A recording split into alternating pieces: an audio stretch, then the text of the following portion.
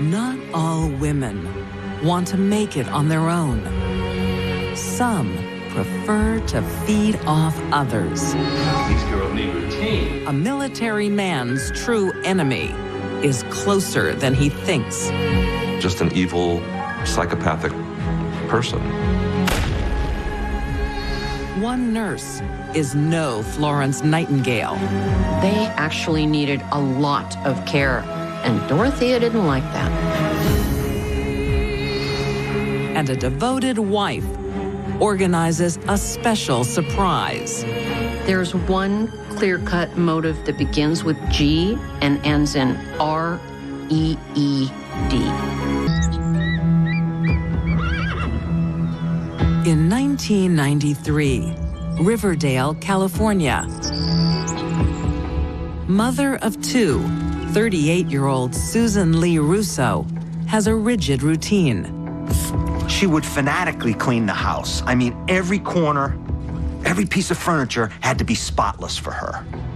I need your help. David will be home soon. Susan had to keep things neat and orderly. Her house was immaculate, even though she had a toddler living there. Daddy's home. Hey there. Married to a Navy man, expectations are high. Hey, sweetheart. Husband David likes a tight ship. I've known military people in the past. Their clothes have to be perfect. Their locker has to be perfect. They come home, I'm sure they expect the same thing, and that's what they know. Dinner won't be long. It's not ready? We always ate at 1800. This isn't the mess hall. Well, these girls need routine, don't they? Some people said that he would ask Susan to jump, and she would say, "How high?" Money is as tight as the rules in the Russo household. There you go. There's your weekly household money. I need to buy new shoes for the girls. David controlled the purse strings, so much so that if Susan asked for $20, later she had to account for it. That's not enough. Setting is broke. I could get a part-time job to help out. So Susan turns to what she does best: cleaning. She was cleaning homes for various people in the area. She said it was to take care of the kids, but it was off limits to David. That was her money. But this Stepford wife isn't as clean as she makes out. You know, on the outside, Susan looks like the perfect wife, the perfect mother, but all wasn't well inside. She was hiding something.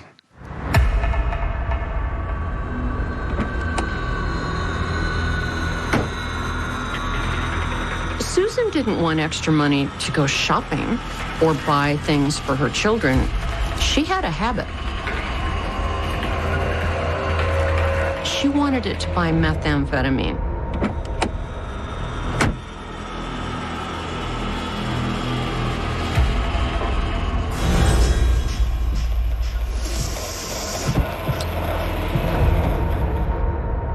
She was doing that even prior to her association with David.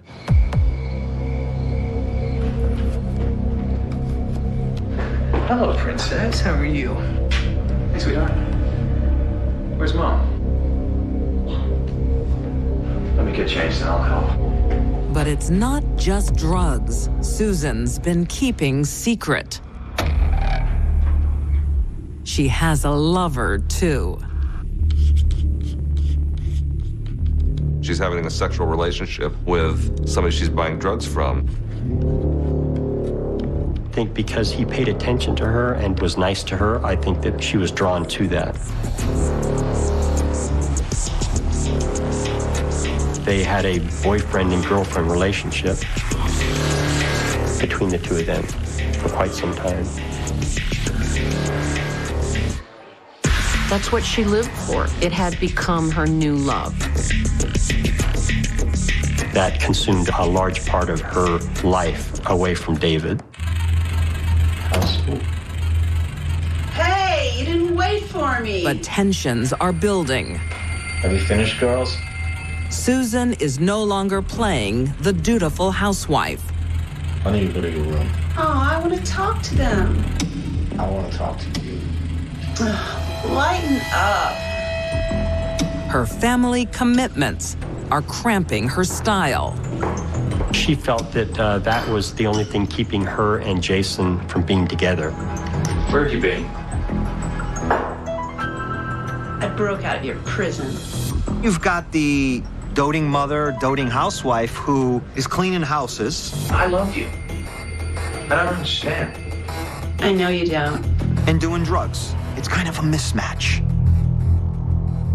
Something's wrong with this situation.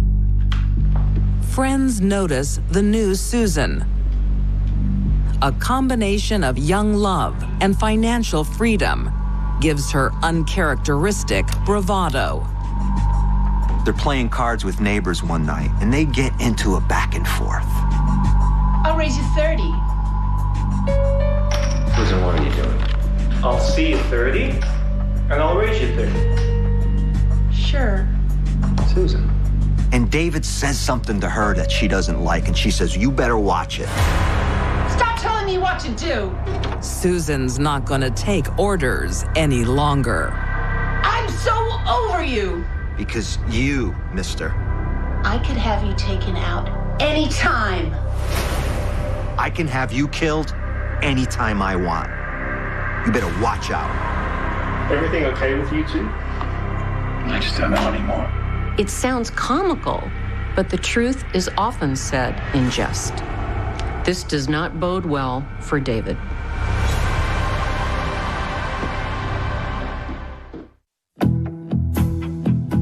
In Riverdale, California, Lighten up. Susan and David Russo's marriage is falling apart. Where have you been?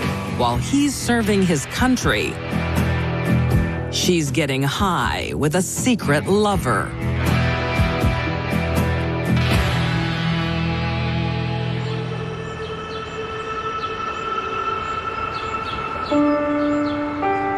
But in 1994, a meeting with a military advisor changes everything. How do you do?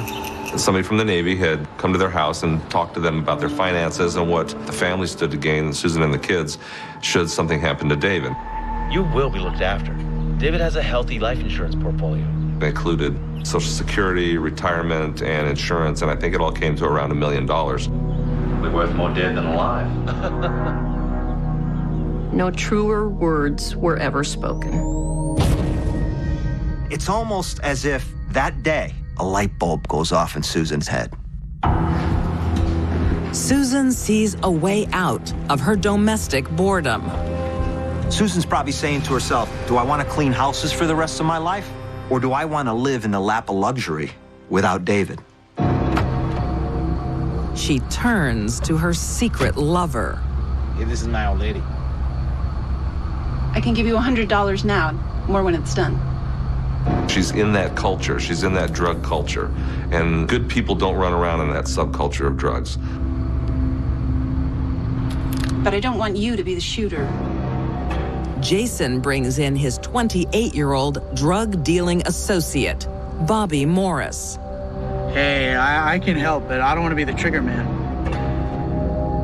So now we got 2 drug dealers, Susan and a military man who's worth $1 million dead.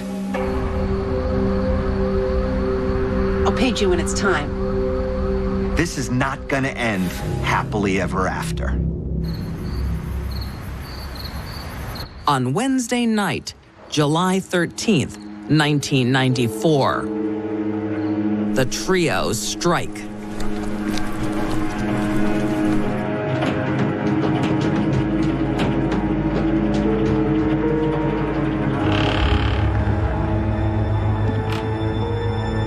We never were 100% sure of who fired the shot.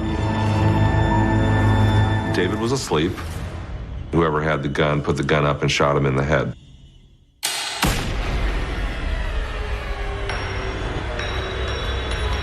To be killed in your own house while you're sleeping is pretty cold-blooded. One shot is all it takes.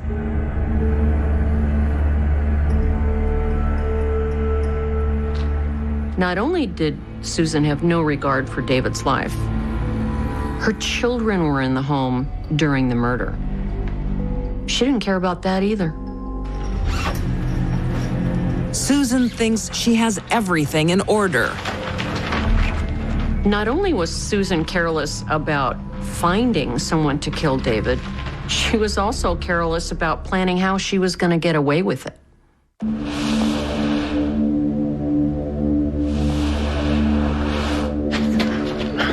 Jason was going to drive the body to a remote location and then torch the vehicle to get rid of the body.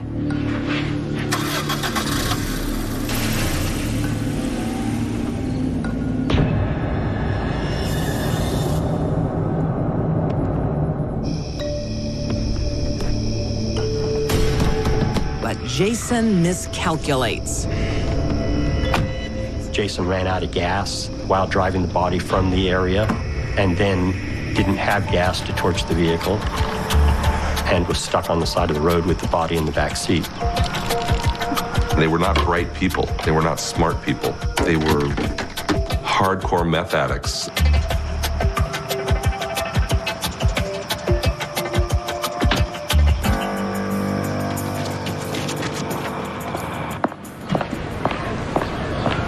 The next morning, David's colleague comes by. David was supposed to be at work this morning, and he's not there. Hey, Susan. Is David sleeping again? No, I'm a bit worried. I don't know where he is. Something's wrong. Don't worry. We'll find him. And Susan's behavior is odd. Will I still get his paycheck this week? Yeah, sure. David's body wasn't even in the ground before Susan was finding out exactly when his paycheck that week would be available to her. Meanwhile, David's body is discovered by a local farmer.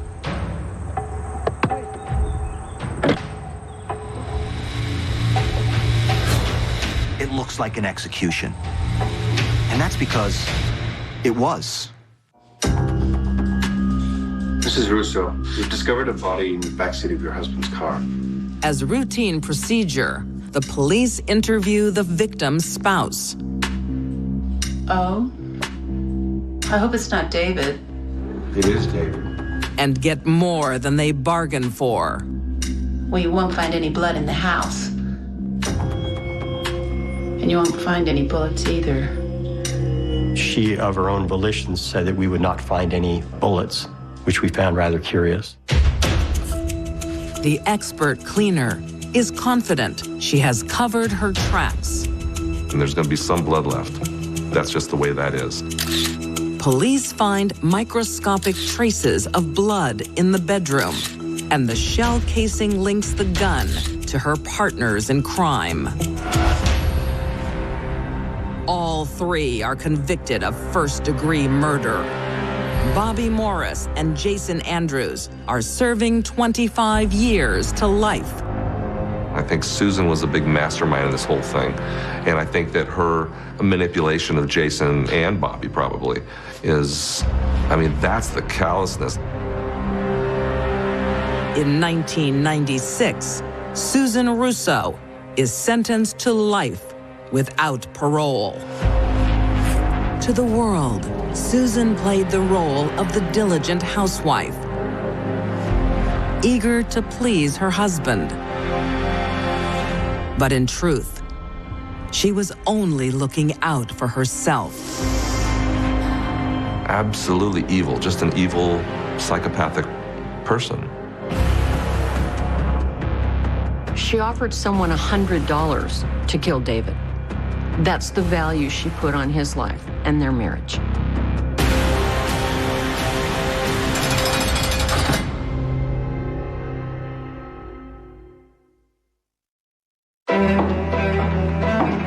Opportunities are won and lost She wanted to change her will.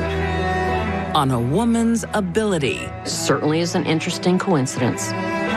to adapt. This was a toxic, lethal overdose. I think caring for the elderly is my calling. In the 1930s, Nottingham, England. New widow Dorothea Waddingham is left alone to care for a young family. After Dorothea's husband died, she'd have been in quite a difficult situation with 3 small children to bring up. But it's not for long. Her lodger, 39-year-old Ronald Sullivan, seems like a good catch.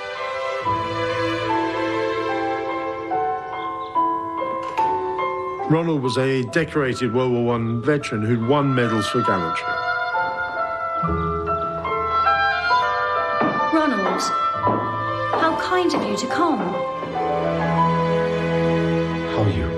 What starts as a financial transaction turns into a happy union. Better for seeing you.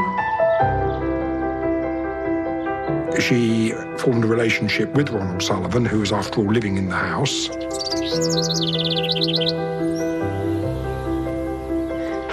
And they had a further 2 children, but they never did marry. You okay? Just. So there were 5 children in the family by 1935. The oldest was 10, and the newest had only just been born. Making ends meet for a family of 7 gets tricky. It was no doubt a considerable financial strain to bring up these children. Found anything? I should have stayed in the army. There's not much work for an ex-soldier in the 1930s. I've got an idea that I think will make us a lot of money. But luckily, Ronald has Dorothea. Now? Leave that to Nurse Dorothea. When life presents a problem, she always has a solution. Dorothea was a very interesting woman. The bedrooms are quite large. Dorothea thinks there's money in sickness. Other people's. Shall we take tea? She hits on a lucrative idea of running a nursing home. They had a big home, so she decided to take in some elderly sick people and care for them. There's just one problem. Sugar? Dorothea has no medical qualifications. So she lies to the authorities. Nurse Waddingham, have you ever worked in a nursing home? Yes, I have. I think caring for the elderly is my calling. Even though she passed herself off as Nurse Waddingham, she was certainly never qualified as a nurse. In no time, the new enterprise is approved and welcomes its first clients. 87-year-old Louisa Bagley and her daughter, Ada. Dorothea is in business. The nursing profession doesn't generally make nurses wealthy, but Dorothea made it work for her. When 2 infirm women, mother and daughter, were referred to Dorothea's nursing home, she didn't look at them and wonder, how can I help them? How can I make their lives easier? She looked at them for their bank accounts. I hope you're comfortable here. I'm pleased we're here together. Ada was 50 years old and had a disease described as creeping paralysis, where the paralysis of the body progressively increased, necessitating eventually immobility. Being an entrepreneur isn't easy. Dorothea's patients require hard labor. They needed fairly much round-the-clock care. They would be receiving medications, they would need feeding, cooking, etc. They actually needed a lot of care, and Dorothea didn't like that. You all right? No, I'm exhausted. And the money's not great. I don't know how aware Dorothea was initially of how much care the Bagleys would need, but it soon became clear that it was a great deal more than she thought it was worth. Dorothea wasn't happy with the amount of money she was being paid to care for them. Miss Dorothea, can you come here, please? I'm coming! This is not the life Dorothea has planned.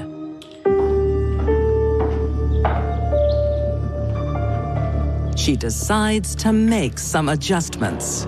Is something wrong? You and your mother will have to leave. No. Why? You require too much care. I'm arranging for you to go to a workhouse. She actually told them she would send them to a workhouse. And that's not a good place for two sick people to be. No, please, no. Mum was fine. I think I would either.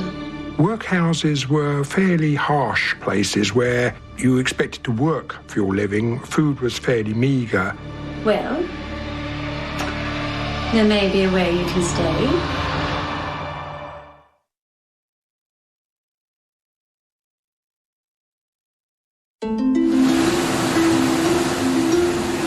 In 1935, Nottingham, England. Struggling to cope with the workload of her nursing home. Ever resourceful, Dorothea Waddingham has a solution.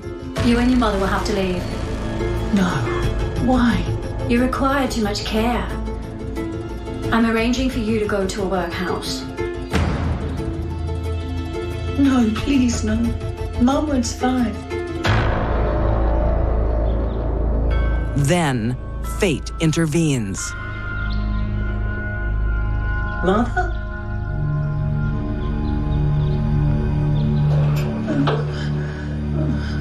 Mother? Louisa's death was officially attributed to old age. Mummy, are you all right? Oh, Mum! Help, please! Please, somebody help me!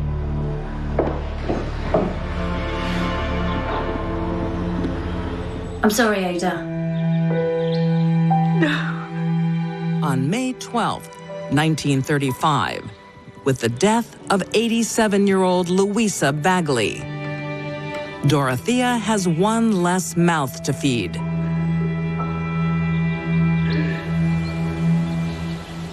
Dr. Mansfield, it's Nurse Waddingham. Ada's very ill. Please come quickly. And within months, nature takes its course again. Ada was chronically ill, not acutely ill. She had multiple sclerosis. She was fine. And the next day, she was in a coma.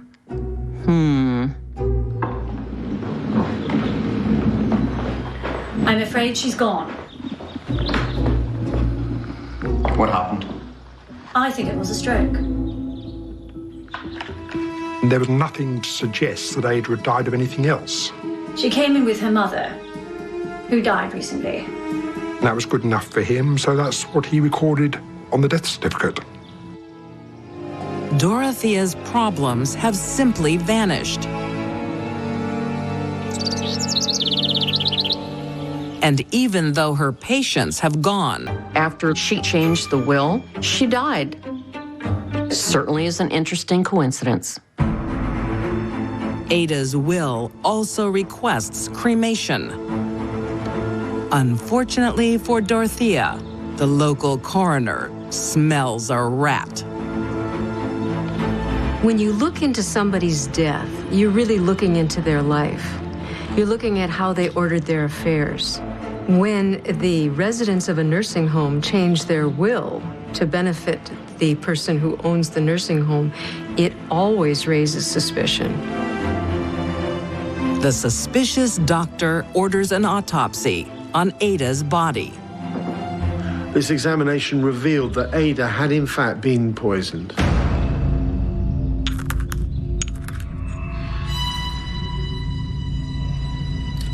The physician who did the autopsy found more than 3 grains of morphine in her stomach. So this was a toxic, lethal overdose.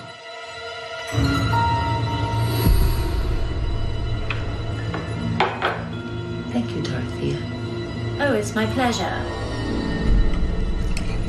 Ada's last meal, prepared by Dorothea, was pork, baked beans, a baked potato, and 2 helpings of fruit pie, topped off with a real nice sauce of morphine. As a result of that, it was decided that Louisa's body should also be exhumed and a post-mortem made. I cooked one of your favorites. Oh, pork. Oh, yum. When Ada's mother, Louisa, was exhumed, they found elevated levels of morphine in most of her organs. She didn't die of natural disease. She died of a morphine overdose.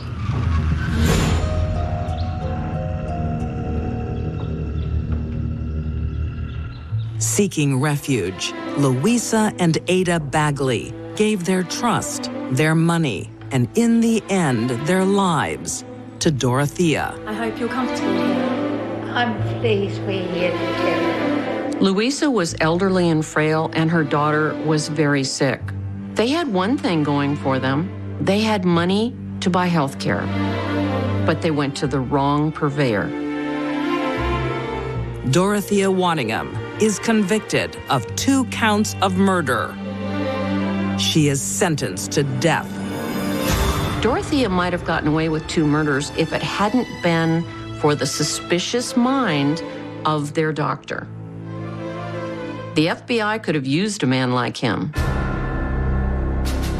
On April 16th, 1936, Dorothea Waddingham is hanged. Serial killers always think they're going to get away with it.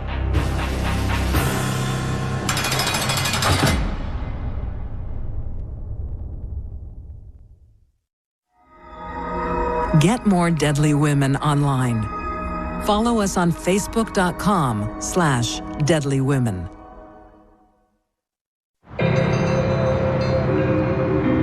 Lakewood, Colorado. In the desert city, a brutal home invasion. He was caught completely by surprise. Why are you doing this to me? I was hugely violent. Police, open up. The officers entered the room, and immediately to their right, Alvin is breathing deep, the apneal breathing of a man who's about to die. Ma'am, please. Darlene told police that 2 drug dealers from Louisiana had come looking for payback. They put her into a back bedroom while they killed her husband.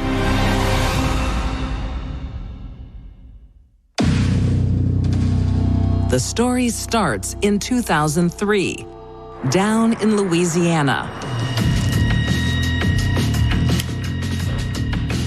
where Alvin and Darlene Spears are running with the wrong crowd. Alvin had a bit of a checkered past for sure. He was dealing in drugs. And his 28-year-old wife, Darlene, is dealing guns. Make sure they're 38s. Have I ever let you down? She was charged or indicted by ATF for selling straw purchases, selling guns through straw purchases. But their life of crime comes to an end when Alvin is arrested. To save himself, he becomes a police informant. There's probably no more dangerous activity. What do you got? Tuesday, Sammy's garage at midnight. Than being a drug dealer and informing on your colleagues to the police. But that's what Alvin was doing. Nice work. Okay. He is making enemies fast. So Alvin and Darlene skip town. Alvin wanted to get out of the criminal life he had in Louisiana and saw Colorado as a new beginning. Testing 1 2 1 2. Testing 1 2 1 2. Testing. We good. Alvin is reborn. Testing. Alvin was studying to be a minister. Your husband's a very talented young man. How are his studies? He'll be a minister in no time. Darlene is right by his side.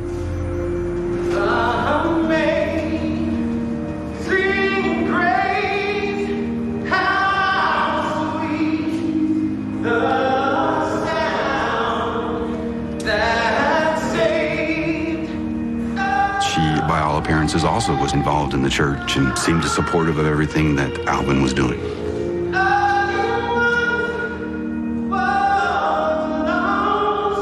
To everybody, she presented as a God-fearing, church-going woman.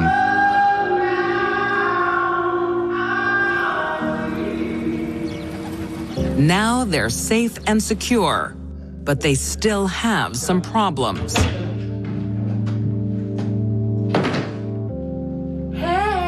Money was a huge issue. They didn't have any. Darlene and Alvin's new start in Colorado left them pretty much penniless. What do you think?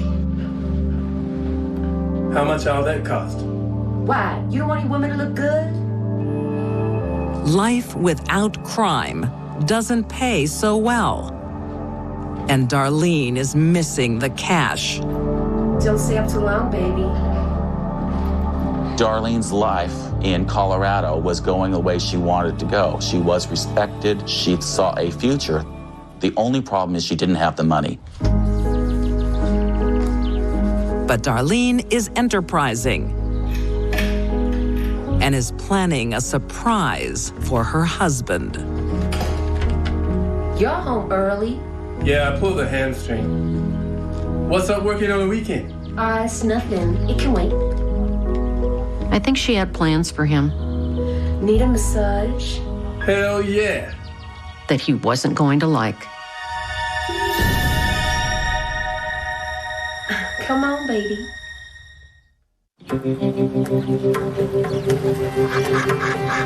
Lakewood, Colorado. With wife Darlene's support, Alvin Spears transforms himself from drug dealer and police informant Tuesday, Sammy's garage at midnight. to preacher.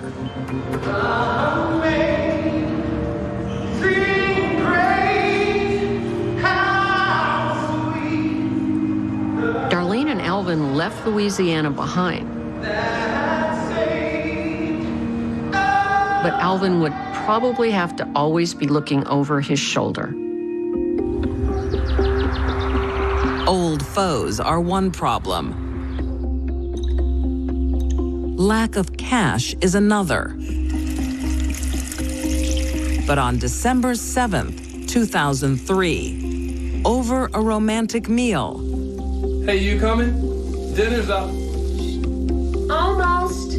Darlene is ready to reveal her solution.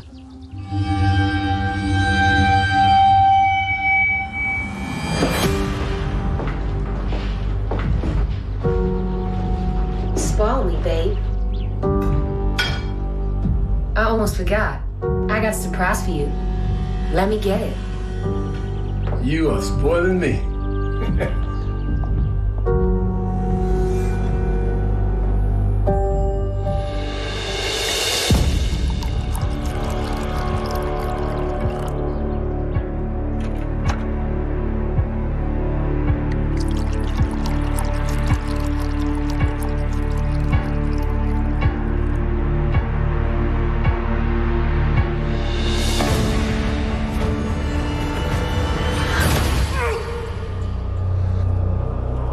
Alvin was caught completely by surprise.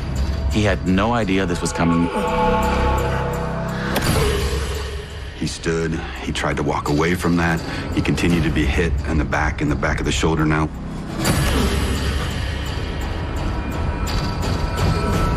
He was in shock. Alvin could not believe that his wife was standing there with a sledgehammer doing what she did to him. Why are you doing this to me?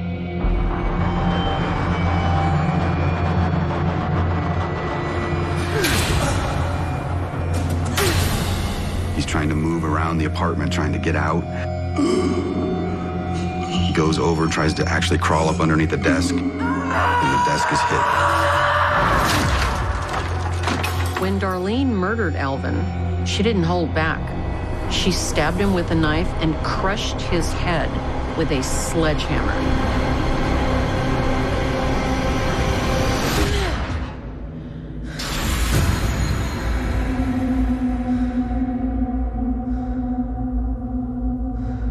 Whatever plans Darlene has next are changed instantly. Police, open up. Neighbors, appalled by the sounds they hear, call the police. They knock, they announce their presence, and immediately Darlene locks the deadbolt on the front door. Police, open up. This is the police. Open the door. I'm safe now. Open the door. Darlene needs to stall. There was a slight delay in getting that door open. And Darlene claimed that she had to change because she wasn't dressed.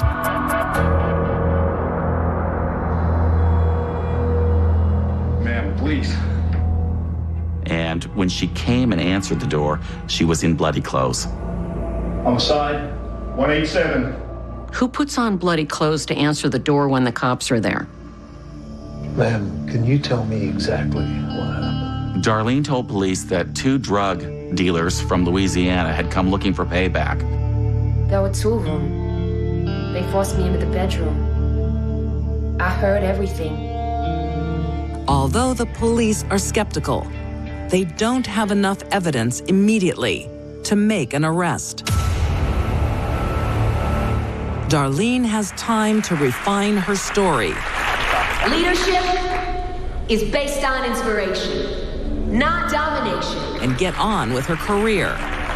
She is a respected team leader.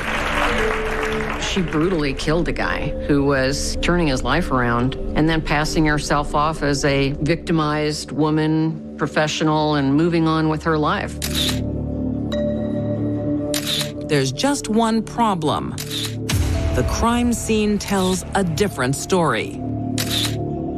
Darlene explained the blood on her clothes, saying that it was transfer blood from Alvin when she was tending to him.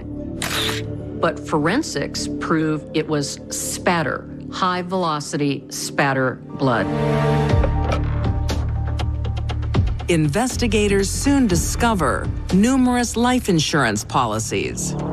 So do I get cash or bank transferred? Darlene takes out 8 life insurance policies on Alvin. So how's the money paid? Adding up all these insurance policies until it adds to up about $380,000. Do you need any extra forms? Do you need a death certificate? She's already contacted 3 or 4 of the 8 policyholders to try to get the money. Thank you. It's entirely possible that after 3 months, Darlene thought she was home clear. She wasn't going to be arrested. Surprise!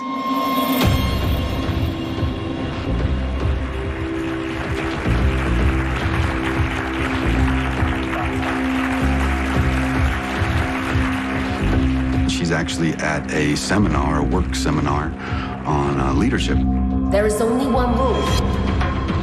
Hunt or be hunted. She's in the middle of a seminar when I arrest her.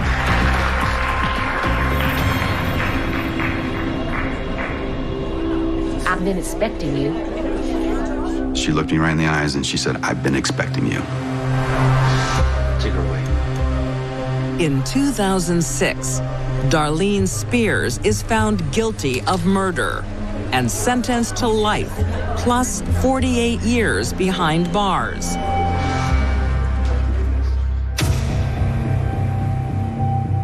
Although she'd been a petty criminal, Darlene has no history of violence and a good relationship with her husband. There's one clear-cut motive in this case, and it's a word that begins with G and ends in R-E-E-D. Greed is what really drove her to try to get to where she wanted to be. And unfortunately, her husband was not going to be a part of that.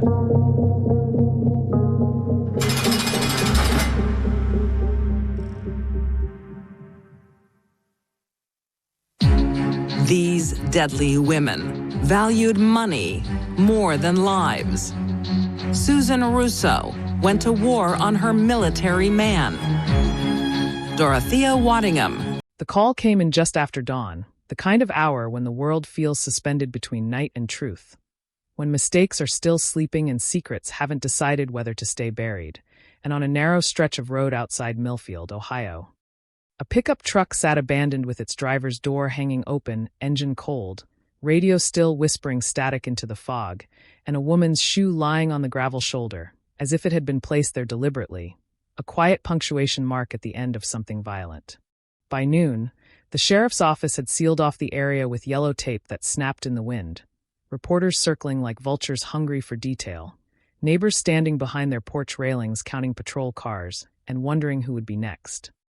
Because the name spreading through the crowd was one everyone knew.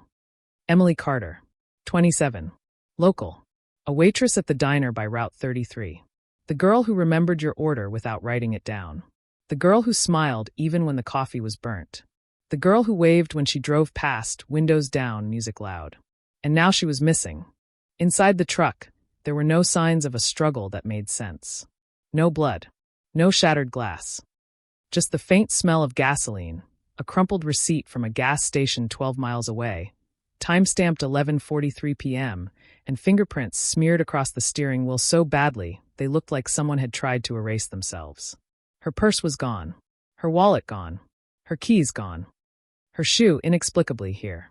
Deputies combed the ditches, the cornfields, the treeline that pressed up against the road like a wall. Dogs were brought in, their handlers tense, breath visible in the cool morning air. The scent trail moved west for less than 100 yards, then stopped. As if Emily Carter had simply vanished. By nightfall, the word abduction had already slipped into police briefings, cautious at first, then louder, heavier. By the second day, it was everywhere. Flyers stapled to telephone poles. Candlelight vigils on the courthouse steps. Parents walking their children to school. Doors locked earlier than usual. The kind of fear that doesn't scream but seeps, settling into kitchens and bedrooms, into conversations whispered after midnight. Detectives from the county, then the state, began their work with notebooks already half full of assumptions. The boyfriend was questioned first, because he always is. Mark Reynolds, 29, construction worker, lived with Emily for 2 years. Said they'd argued that night about money, about overtime, about nothing and everything. Said she'd stormed out, said she needed air, said she'd drive until she calmed down. He hadn't gone after her. He'd fallen asleep on the couch. He woke up alone. His alibi was thin but not broken. Coworkers vouched for him. Neighbors said they'd seen Emily's truck leave the driveway just before 11. No one saw it return. Mark cried during the interview, the kind of crying that made some officers uncomfortable and others suspicious. His hands shook when he lit a cigarette. He asked the same question again and again. Have you found her? They turned to the regulars. Men who lingered too long at the diner. A trucker who'd flirted too aggressively. A customer Emily had complained about once, months earlier. A man who'd asked her when she got off work, who'd smiled when she didn't answer. His name surfaced, then sank. He was out of state that night. Time cards. Receipts. Dead end. Days became weeks. The searches widened, then narrowed, then stopped. The shoe was bagged, tagged, logged. Fibers were collected from the truck seats, analyzed with technology that already felt outdated even then. A single blonde hair was found on the passenger floor mat. Emily was brunette. The hair didn't match anyone in her circle. It was sent to a lab. The results came back inconclusive. Rumors filled the silence. That she'd run away. that she'd been taken by someone she knew, that drugs were involved, that the police were covering something up. Each theory louder than the last, each one offering comfort to someone and terror to someone else. The diner put up a sign asking for privacy. They kept her name on the schedule for weeks. 3 months after the disappearance, a hunter found something in a wooded ravine 20 miles south of where the truck had been abandoned. Bone fragments. Weathered. Partial. The news hit like a body blow. Dental records confirmed what no one wanted to hear. Emily Carter was dead. The cause couldn't be determined. Time and animals had seen to that. The case shifted, its tone hardening, its urgency dulling into procedure. A homicide, yes, but with no weapon, no witness, no clear timeline. The boyfriend was questioned again, harder this time. His story didn't change. His phone records placed him at home. His hands were examined. No injuries. No scratches. No blood. He lawyered up. The town noticed. The town judged. But nothing stuck. Years passed. Evidence was boxed. Detectives were reassigned. New crimes took priority. The file was stamped, then re-stamped, then quietly moved to a shelf labeled in black marker, cold case. The name still surfaced now and then. On anniversaries. In newspaper columns.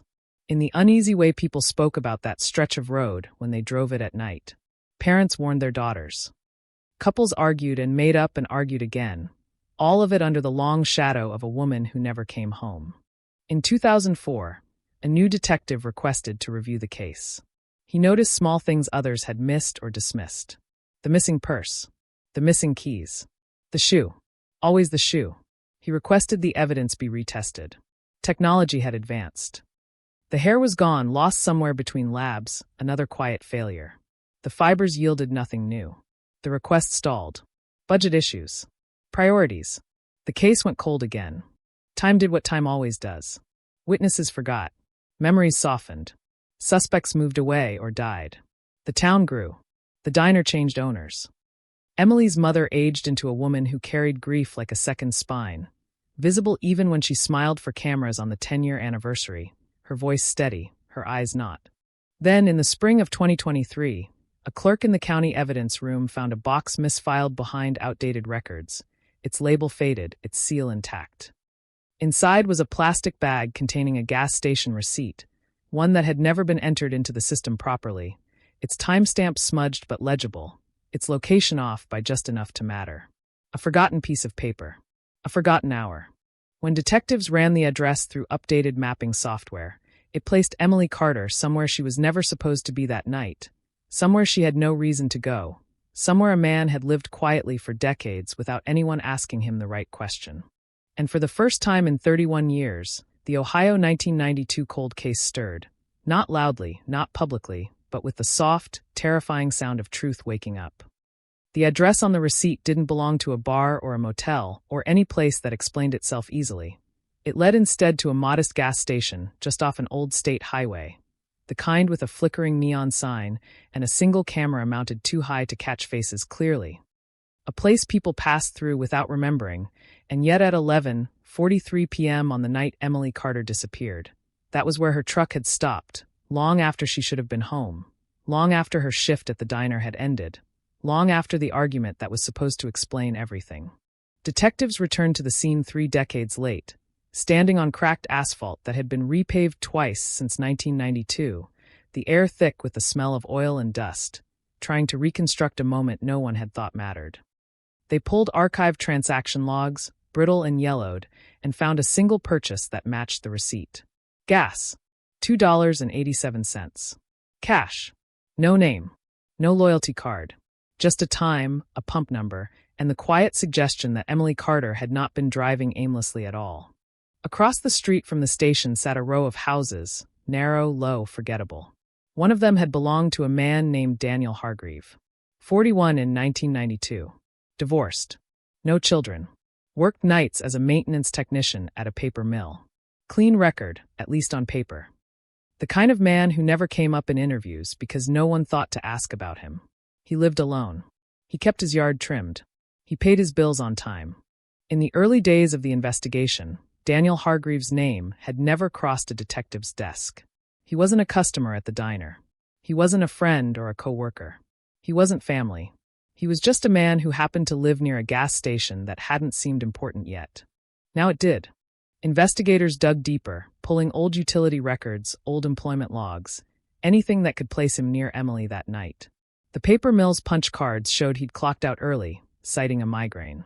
No one remembered seeing him leave. No one remembered him coming back. The supervisor who'd signed off on it was dead. The records were real. The reasons were thin. They knocked on doors in the neighborhood, speaking to people who'd lived there for decades, people whose memories came wrapped in uncertainty. One woman remembered a truck idling late that night, headlights on, engine running longer than necessary. Another remembered a man standing outside, smoking, pacing. No one could say for sure it was Daniel. No one could say for sure it wasn't. Hargreave himself had moved away in 1999, settling 2 counties over, living quietly, working odd jobs, aging into anonymity. When detectives finally sat across from him in a small interview room in 2023, he looked exactly like someone who'd never been asked hard questions before. His hair had thinned. His hands were rough. His eyes darted when the date was mentioned. Just for a second, just enough. He said he didn't remember that night. Said 1992 was a long time ago. Said migraines blurred things. Said he barely knew the Carter girl. The phrasing was old, distant, dismissive. Carter girl. As if saying her name fully might give it weight. They showed him the receipt. His face didn't change much, but his breathing did. He asked why it mattered. He asked how they'd even found it. He laughed once, a short sound with no humor. The interrogation ended without an arrest. There still wasn't enough. Not yet. Back in the evidence room, detectives reopened boxes that hadn't been touched in years, their contents catalogued with the blunt indifference of the past. The shoe was there, still sealed, still small, still unsettling. Advances in trace analysis allowed technicians to pull microscopic soil samples from its sole, comparing them against geological maps that hadn't existed in 1992. The result narrowed the likely area where Emily had last walked. A ravine, 20 miles south. The same ravine where her remains had been found. They revisited the search logs from that time, discovering something no one had noticed before. A gap. A 12-hour window when the area had not been searched at all, written off due to weather, due to manpower, due to nothing that held up under modern scrutiny. Cell phone data didn't exist back then, but landline records did. Investigators subpoenaed archived billing logs, tracing outgoing calls from the gas station's payphone. One number repeated itself. Daniel Hargreaves. 2 calls. One at 11:52 p.m. One at 12:07 a.m. Both unanswered. When confronted with this, Hargreaves said he didn't remember owning a phone then. Records said otherwise. He said anyone could have used the payphone. That was true, but the coincidence was beginning to suffocate the room. As the pressure mounted, so did the scrutiny. A former co-worker came forward after seeing a news segment about the reopened cold case. He remembered Daniel acting strangely around that time. Withdrawn. Agitated. Drinking more. Talking about a woman who'd looked at him like he mattered. The co-worker hadn't thought it was important then. No one had asked. Another witness followed. Then another. Small pieces. Fragile pieces. The kind that only come together when time has worn down fear. Detectives requested permission to exhume what little remained of Emily Carter's bones. The decision wasn't taken lightly. Her family agreed with quiet resolve. They wanted answers, even if they hurt. Modern testing revealed traces of a sedative, something that would have rendered her disoriented, compliant. Something consistent with a drink. Or a cigarette. Or a moment of misplaced trust. The theory sharpened. Emily stopped for gas. She was approached. She didn't scream. She didn't fight. Not yet. The shoe suggested movement. Disorientation. A stumble. The absence of blood suggested control. Planning. When they searched Hargreaves' former property, now owned by someone else, they found nothing obvious. But ground-penetrating radar revealed disturbed soil near the treeline, soil that had been dug up years ago and replaced poorly. They dug. They found scraps of fabric. A button. Not enough to be definitive. Enough to be unsettling. The media caught wind. Headlines resurfaced. Old photos were printed again, Emily's face frozen in youth, Hargreaves in age. The town reacted with a familiar mixture of hope and dread. Hope that the truth was finally coming. Dread about what it might be. Hargreaves was brought in again. This time the tone changed. He was shown the soil analysis. The call logs. the witness statements, the sedative. Each piece laid out carefully, methodically, like a countdown. He denied everything. Then he went quiet. Then he asked for water. He stared at the table for a long time before speaking. When he did, his voice was low, controlled, almost careful. He said things had been misunderstood. He said she'd come willingly. He said he never meant for it to go that far. The word accident hung in the air, heavy and poisonous. Detectives leaned forward. They asked him to explain. And for the first time since 1992, Daniel Hargreave began to talk, his words dragging the past into the present, reopening a wound that had never truly closed, the Ohio cold case no longer silent, no longer sleeping, but breathing again, unevenly, dangerously, as the truth edged closer to daylight. Daniel Hargreave's voice did not shake when he started speaking, which unsettled the room more than if it had, because it came out measured, deliberate, like a man reciting something he had practiced privately for years, and as the recorder hummed softly on the table. He leaned back in his chair and stared past the detectives as if the walls had dissolved and he was no longer in 2023, but standing under the sodium-orange glow of a gas station light 31 years earlier. Watching a young woman step out of her truck with irritation in her posture and exhaustion in her eyes. He said he remembered her now. Said he remembered the way she slammed the fuel cap shut harder than necessary, the way she cursed under her breath when the pump clicked off too early. Said he had only offered help. Said he worked nearby and knew the pumps were faulty. Said she looked at him the way people look at strangers when they're too tired to be afraid. Detectives let him talk. They had learned that interrupting men like this often made them retreat, seal themselves off again. Silence was more effective. Silence invited confession without promising forgiveness. Hargreave said they spoke for a few minutes. About nothing. About the weather. About the road construction. About how late it was. He said she mentioned a fight. Said she seemed upset, distracted. Said he offered her a cigarette. He paused there, just long enough for the implication to land. Said she accepted. Said it was laced with something mild, something he used for migraines, something he insisted he had no intention of using the way it ended up being used. The detectives didn't correct him. Not yet. They noted the way he framed it, already shifting blame toward circumstance, toward misunderstanding. He said she grew dizzy. Said she sat down on the curb. Said people passed by and didn't notice because it was late and people mind their own business. Said he only wanted to help her sober up, that he offered to let her rest at his place across the road. The word offered echoed in the room, thin and unconvincing. According to Hargreave, she walked on her own, stumbled once, lost her shoe. He said he picked it up, meaning to bring it with them, meaning to return it. He said she never screamed. He said she never asked to leave. He said things got out of hand only later, only when panic set in, only when fear made him stupid. Detectives leaned forward then, not aggressively, not yet, just enough to signal that the story had crossed a line. They asked him to explain how Emily Carter ended up 20 miles south, in a ravine no one could find her in for months.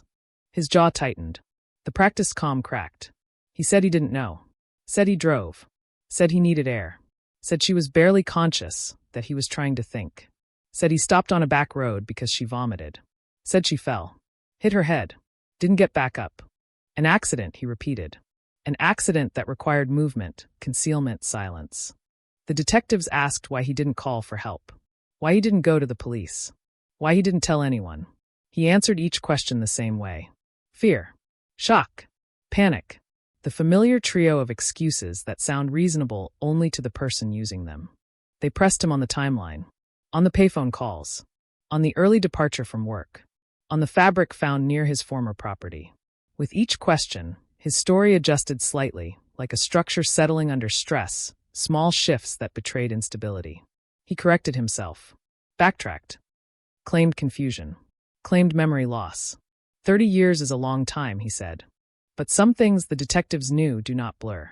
Some things etch themselves so deeply into a person that time only sharpens their edges. Outside the interview room, prosecutors listened through glass, their expressions tight. A confession hovered in the air, but refused to fully materialize. Hargreave was circling the truth without landing on it, careful not to admit to anything that could not be explained away later. Accident. Panic. Mistake. Words chosen not for honesty but for survivability. They broke for the night. Let him return home. Watched him leave the building alone, shoulders hunched, a man walking back into a life that had been quietly sustained by the assumption that no one would ever look closely enough. The next morning, investigators returned to the ravine. Not as searchers this time, but as archaeologists of violence, mapping every slope and stone with precision unavailable in 1992. The terrain told its own story. Tire tracks had once cut through soft ground near the edge, long since erased by rain and time, but the soil composition still bore signs of compression. A vehicle had been there. Stopped. Turned around. Left. They found fragments missed before. A rusted bottle cap. A cigarette filter, degraded but intact enough to test. The results came back days later. The DNA was partial, but it leaned male. It leaned toward Hargreave. Not proof. Not yet. But gravity was forming. Back in Millfield, the reopening of the cold case had reopened something else as well. Old arguments resurfaced. Old suspicions. People who had defended Mark Reynolds for years now wondered if they had been wrong. People who had whispered about him now whispered apologies. He was interviewed again, this time not as a suspect but as a man who had lived under a shadow for 3 decades. He listened to the updates with hollow eyes, the relief tempered by rage. 31 years stolen by a name he had never heard before. Emily's mother was told what Hargreave had said. She did not cry. She sat very still, hands folded, listening as if committing every word to memory. When asked how she felt, she said she felt tired. Tired of waiting. Tired of half-answers. Tired of imagining her daughter alone in the dark. The media framed it as a breakthrough. Headlines spoke of a cold case broken, of forgotten evidence, of justice finally moving. But inside the investigation, there was no celebration. Only caution. Only the awareness that a man talking is not the same as a man confessing. Hargreave hired an attorney.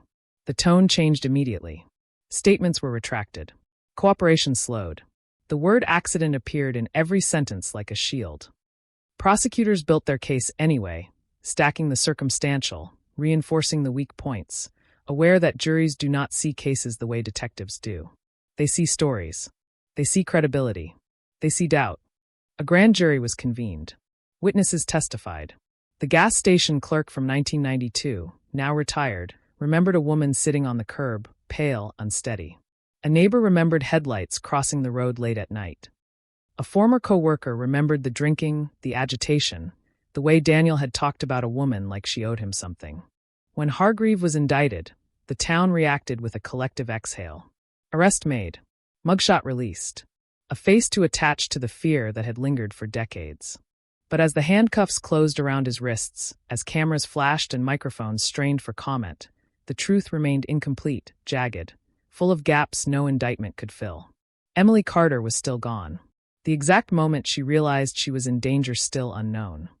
The precise second panic turned into violence still locked inside a man who had spent 31 years learning how to speak without saying everything. And as the case moved toward trial, as lawyers prepared to argue over intention and consent and accident, one reality settled heavily over Millfield like an incoming storm. The Ohio 1992 cold case was no longer silent, but it was not finished speaking either. And what remained buried was still powerful enough to destroy whatever fragile peace had grown in the years it spent asleep. The arrest did not bring relief the way people expected it to, because answers, when they arrive late, tend to bruise rather than heal, and in Millfield the days after Daniel Hargreave was charged felt heavier than the decades before. As if the town itself had been holding its breath and now didn't know how to breathe again. People replayed the headlines in their minds, cold case broken, forgotten evidence, arrest made, but beneath the words was a gnawing awareness that the story they were being given was incomplete, stitched together from fragments that still bled at the edges. Prosecutors began shaping the narrative they would eventually present to a jury, a narrative that had to transform suspicion into certainty, implication into intent. They pored over transcripts, freeze-framing Hargreave's statements, noting where his language shifted, where responsibility dissolved into vagueness. He never said he forced her. He never said he planned anything. He said accident. He said panic. He said he didn't mean for it to happen. These were not confessions. They were rehearsals for plausible doubt. The medical examiner's report, revised with modern insight, became both a cornerstone and a liability. The sedative traces suggested impairment, not cause of death. The skeletal remains could not tell them where the fatal blow occurred, if there was one, or whether it had been a fall, a push, or something more deliberate. The ravine itself offered no clarity. Steep, unforgiving, a place where accidents happen and explanations die quietly. Defense attorneys leaned into that uncertainty immediately. They framed the case as a tragedy amplified by time, a moment of poor judgment recast as malice by hindsight and media pressure. They argued that memories degrade, that witnesses contaminate one another, that 31 years is enough time for truth to mutate into something unrecognizable. They spoke of reasonable doubt as if it were a living thing, something that grew stronger the longer a case remained unsolved. Behind the scenes, detectives wrestled with what they did not have. No eyewitness to the violence. No confession to murder. No definitive cause of death. They had a man who placed himself with the victim, who admitted to drugging her without consent, who admitted to transporting her, who admitted to leaving her injured and not calling for help. They had a mosaic of culpability that was morally damning and legally fragile. They returned again to the gas station, to the overlooked details that had started everything. A new forensic sweep uncovered residue on the pump handle consistent with a cigarette brand Hargreave favored, a detail so small it bordered on absurd, yet powerful in its persistence. The camera footage from 1992, long thought useless, was digitized and enhanced. The image was grainy, almost abstract, but two figures could be seen near the curb, one standing, one seated, the standing figure bending down, then straightening. Not proof, but presence. Emily Carter's life was reconstructed for the jury in parallel, not as a victim, but as a person whose absence had left measurable damage. Friends testified about her routines, her caution, her tendency to call if she was running late. Co-workers spoke about her exhaustion that night, the argument she'd mentioned, her intention to go straight home. The prosecution wanted to close the gap between who she was and the version of her Hargreave described, a woman who wandered willingly into danger. Mark Reynolds testified reluctantly, his voice flat, years of suppressed anger bleeding through his composure. He spoke of the argument, yes, but also of reconciliation, of texts exchanged after she left, of plans for the weekend. He spoke of waiting up, of the dread that crept in when hours passed without word. On cross-examination, the defense pressed him, probing for jealousy, for motive, for the kind of explosive temper juries recognize from television dramas. He did not give them what they wanted. He gave them a man worn thin by suspicion and time. As the trial date approached, new information surfaced from an unexpected place. A storage unit once rented by Hargreave in the mid-1990s, abandoned and auctioned off, yielded a box of personal effects purchased by a collector who recognized the name from the news. Inside were notebooks filled with scattered thoughts, dates, half-written letters never sent. Most were mundane. One entry was not. A brief passage referencing the girl at the pumps, written weeks after Emily's disappearance, describing fear, guilt, and relief in the same breath. The defense fought to keep it out. The judge allowed portions. The courtroom filled on the first day of testimony, the air thick with anticipation and restraint. Emily's mother sat in the front row, her posture rigid, eyes fixed forward. Hargreave avoided looking at her. When he did look up, his expression was neutral, almost serene, a calm that unsettled even his own attorneys. Expert witnesses spoke of trauma responses, of drug-induced confusion, of how quickly situations escalate when power shifts unexpectedly. The prosecution painted a picture of opportunity exploited, of a woman impaired and a man who recognized that impairment and used it. The defense countered with the chaos of the moment, with the unpredictability of human behavior, with the idea that tragedy does not always require villainy. As days passed, the jury absorbed contradictions. They watched Hargreave on video admitting to acts that felt undeniably wrong, yet stopped just short of the word murder. They listened to experts debate probabilities. They listened to witnesses struggle to remember the exact shade of night, the exact angle of headlights, the exact tone of a voice heard once and never again. Outside, the town waited, its patience frayed by decades of uncertainty. Conversations returned to the ravine, to the road, to the shoe that had started everything. Parents spoke to their children about trust and caution in a way they never had before. Old fears resurfaced, reshaped by the realization that the danger had not been some faceless outsider, but a man who lived quietly among them. As closing arguments loomed, the prosecution knew they were asking the jury to bridge a gap the evidence could not fully close, to see intent where only behavior was explicit, to weigh moral responsibility against legal thresholds. The defense knew all they needed was hesitation, a single juror unconvinced, a single doubt allowed to breathe. And beneath the formal choreography of the trial, beneath the objections and exhibits and expert testimony, the unresolved core of the Ohio 1992 cold case pulsed steadily, a reminder that even when a story finally reaches a courtroom, it does not always surrender its secrets, and the truth, when delayed long enough, learns how to hide in plain sight, waiting to see who will dare to name it.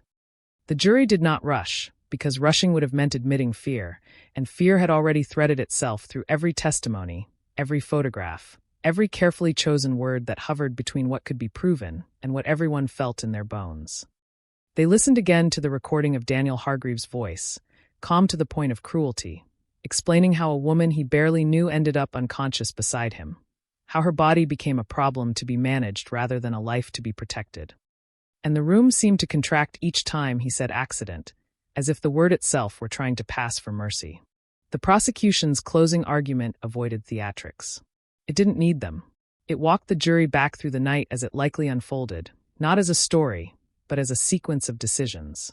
A man leaving work early. A woman stopping for gas. A cigarette offered when vulnerability was visible. A choice to lace it. A choice to move her instead of calling for help. A choice to drive past hospitals, past police stations, past any place where accountability lived. A choice to leave. Each decision a rung on a ladder descending into silence. The defense rose slowly, methodically dismantling certainty without denying ugliness. They conceded poor judgment. They conceded panic. They conceded that Hargreaves should have called for help.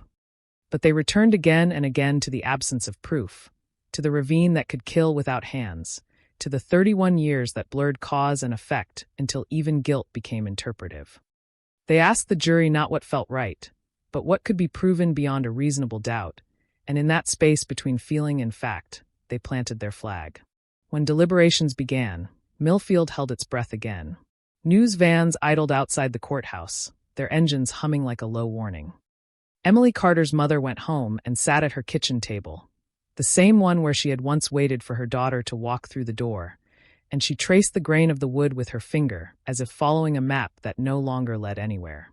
Inside the jury room, arguments fractured and reformed.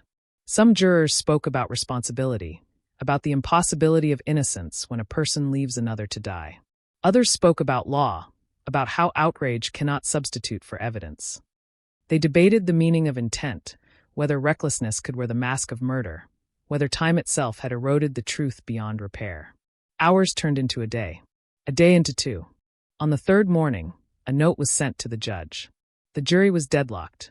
The words landed softly but carried the weight of inevitability. The judge instructed them to continue, to re-examine the evidence, to listen to one another. The families waited. Hargreaves stared straight ahead, his face unreadable, as if the outcome no longer belonged to him. Late that afternoon, the verdict came. Not guilty on the charge of murder. Guilty on lesser counts. Kidnapping. Criminal negligence. Abuse of a corpse. The courtroom reacted in fragments rather than waves. A gasp. A sob. A murmur. Justice had arrived, but it had arrived incomplete, shaped by compromise and constraint rather than clarity. Hargreaves was led away in handcuffs, sentenced to years rather than life, his expression unchanged, as though the past 3 decades had already trained him for this narrow corridor of consequence. Outside, reporters rushed to frame the outcome, to decide whether it was a victory or a failure, a resolution or another wound. For Emily Carter's family, it was something else entirely. It was an answer that refused to answer the most important question. How exactly did she die? Did she know she was being left? Did she call out? Did anyone hear? Those questions followed them home, sat with them in the dark, waited patiently for sleep that did not come. The town tried to move on again, because towns always do. The diner replaced its sign. The gas station updated its pumps. The ravine grew quiet, visited only by hikers who did not know what lay beneath their feet. But the case did not fade this time. It lingered, reshaped by a verdict that satisfied no one completely. Years later, a journalist filed a public records request that reopened an old wound. Among the documents was a report never introduced at trial, deemed too speculative, too thin. It detailed a secondary site, a pull-off near the ravine where soil disturbance suggested a prolonged stop. The report included a note scribbled in the margin by a detective long since retired. Possible restraint marks on ground. Not followed up. The revelation reignited questions. Podcasts dissected the timeline. Armchair investigators mapped routes and calculated distances. Former jurors spoke anonymously, admitting uncertainty, admitting regret. The case re-entered the public imagination not as a solved crime, but as a lesson in how truth can fracture under pressure, how justice can be both present and absent at the same time. Emily Carter's name continued to be spoken, not with the shock of a breaking headline anymore, but with the quiet insistence of memory. Scholarships were created in her honor. A bench was placed near the courthouse. People sat there sometimes, watching traffic pass, thinking about how easily a night can slip sideways, how one decision can echo for decades. Daniel Hargreave aged in prison, his health failing, his world narrowing. He filed appeals that went nowhere. He told fellow inmates versions of the story that shifted subtly, each retelling sanding down edges, erasing responsibility inch by inch. He never fully recanted. He never fully confessed. He lived in the space between, where accountability is partial and truth is negotiable. The Ohio 1992 cold case was officially closed, but closure proved to be a procedural term, not an emotional one. The file was archived again, thicker this time, heavier. The evidence was returned to storage, labeled, preserved, waiting for a future that might ask different questions with better tools. And in Millfield, when night fell and the roads emptied and the gas station lights hummed against the dark, there were still moments when people slowed their cars near that stretch of highway, when they glanced toward the trees, when they remembered a woman who stopped for gas and never made it home, and they understood that some cases do not end with a verdict, some stories do not resolve into meaning, and some truths, once delayed long enough, remain just out of reach, close enough to haunt, far enough to deny peace. Time moved forward the way it always does after a verdict, quietly, without asking whether anyone was ready, and in Millfield the case slipped from headlines into memory, resurfacing only when anniversaries rolled around, or when someone new asked why a bench sat near the courthouse with a name carved into its backrest. The legal system had spoken, but it had spoken in fragments, and fragments have a way of shifting when no one is watching. Daniel Hargreave entered prison carrying a version of the truth that was useful to him, one that allowed sleep, one that replaced responsibility with inevitability. Inside, he became smaller, less important, another aging man with a number stitched to his uniform. Guards noted he kept to himself. Inmates noted he avoided questions about his crime. When asked directly, he shrugged and said it was a long time ago, that things had gotten confused, that the papers made it sound worse than it was. Confused. The word followed him like a shield. Outside, the evidence did not rest as easily. A newly formed cold case review unit at the state level began auditing older convictions and near convictions, looking not for guilt or innocence, but for integrity. Emily Carter's file was flagged almost immediately. Not because it was weak, but because it was uneven. Because too many conclusions leaned on what Hargreave had said rather than what could be independently shown. Because the gap between moral certainty and legal certainty was still uncomfortably wide. The review team focused on what had been dismissed. The secondary site near the ravine. The unexplored window in the original search. The missing purse and keys that had never been recovered. They questioned whether Emily had been moved more than once, whether the ravine had been the end or merely a stop.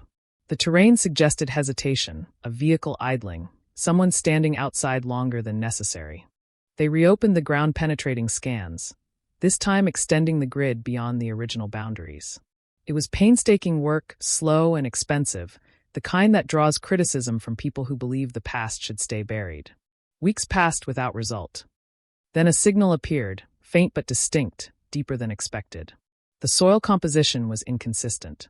Something had been placed there and removed. Excavation revealed nothing dramatic. No remains. No weapon. Just impressions. A rectangle of compressed earth consistent with a container. A tarp. A trunk. Something that had once held weight and then been emptied. The implication unsettled even seasoned investigators. If Emily had been placed there, even briefly, it suggested planning beyond panic. It suggested time. Attention returned to the missing items. The purse. The keys. Objects that should have surfaced somewhere in 3 decades of construction, floods, and chance. Their absence began to look deliberate. A search warrant was obtained for property associated with Hargreaves' brother, a man who had lived on rural land outside Millfield and died in 2008. The connection was thin, circumstantial, but thin connections had defined this case from the beginning. On the brothers' former property, now owned by a farming cooperative, investigators searched an old shed slated for demolition. Beneath warped floorboards, they found rusted metal.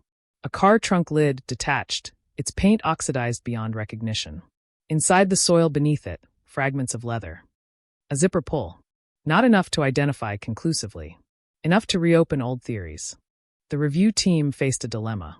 The findings suggested a deeper level of involvement, but Hargreave had already been tried. Double jeopardy loomed like a locked door. The only path forward lay not in new charges, but in truth. In understanding what had actually happened, even if the law could no longer respond. They requested a voluntary interview with Hargreave. He declined. His attorney cited health issues, age, irrelevance. The state had its conviction. What purpose would more questions serve? The answer came unexpectedly. A letter arrived at the review unit, handwritten, shaky, postmarked from the correctional facility. It was not from Hargreave. It was from another inmate, a man serving a long sentence who claimed Hargreave had talked when he thought no one was listening. Claimed he had mentioned the box. Claimed he had said the ravine wasn't the first place, only the last place that mattered. Investigators approached carefully. Jailhouse statements are notoriously unreliable, a currency often traded for favors. But details emerged that had never been public. The shape of the container. The smell of gasoline. The way Hargreave described waiting until morning to move her again. Morning. A word that cracked the accident narrative wide open. Confronted indirectly, through intermediaries, through transcripts read aloud in sterile rooms, Hargreave's posture changed. He grew irritable. He filed complaints. He asked to speak to a chaplain. When he finally agreed to talk, it was not to investigators but to a prison psychologist, a man bound by confidentiality except in matters of imminent harm. What Hargreave said in those sessions would later be summarized in clinical language stripped of emotion. He spoke of control, of resentment, of feeling invisible. He spoke of the night as something that had slipped away from him, not because it was chaotic, but because it was not. He described decisions made slowly, deliberately, under the belief that no one would ever look hard enough. The psychologist flagged the sessions. The state took notice. While the law could not reopen the case, it could document what had been missing. It could place a fuller version of events into the historical record, even if no new sentence followed. Emily Carter's family was informed quietly. There would be no new trial, no new charges. But there would be a revised official account, one that acknowledged the likelihood of prolonged restraint, of movement between sites, of a death that occurred not in a sudden fall, but after hours of fear and confusion. Her mother listened without interruption. When it was over, she asked one question. Did he ever say her name? The answer was yes. Once. And that somehow mattered. The updated findings were released months later, folded into a dense report few people would read in full. Headlines skimmed the surface. Cold case revisited. New doubts raised. Truth emerges too late. The public reacted with a familiar mix of outrage and resignation. For Millfield, the revelations landed softly like ash. They did not change daily routines. They did not reopen trials. But they altered the emotional geometry of the place. What had once been framed as tragedy compounded by panic was now understood as something colder, something more intentional. And in the quiet after that realization, as the case settled into its final shape, one truth became unavoidable. The Ohio 1992 cold case had not been broken by forgotten evidence alone, but by the slow erosion of a lie that had been sustained by time, silence, and the hope that no one would ever dig quite deep enough to find what had been buried twice. The revised report changed nothing on paper and everything in the air, because once a story hardens into official language, it begins to behave like truth, even when the law can no longer touch it. And in Millfield, the quiet acknowledgement that Emily Carter had likely survived the ravine long enough to be moved again settled into conversations the way grief always does, uninvited, persistent, impossible to ignore. People spoke more softly when her name came up now, as if volume itself might feel disrespectful in the presence of what she had endured. Daniel Hargreave did not comment publicly. From inside the prison, he withdrew further, declining visits, refusing interviews, spending hours staring at the same section of concrete yard as if repetition might eventually sand down memory. Guards noticed changes. He slept less. He paced. He asked about news reports he pretended not to care about. When told the state had released an updated account, he laughed once, bitter and short, and said it didn't matter anymore. But it did. It mattered because the version of events he had lived with for decades was no longer the one the world accepted.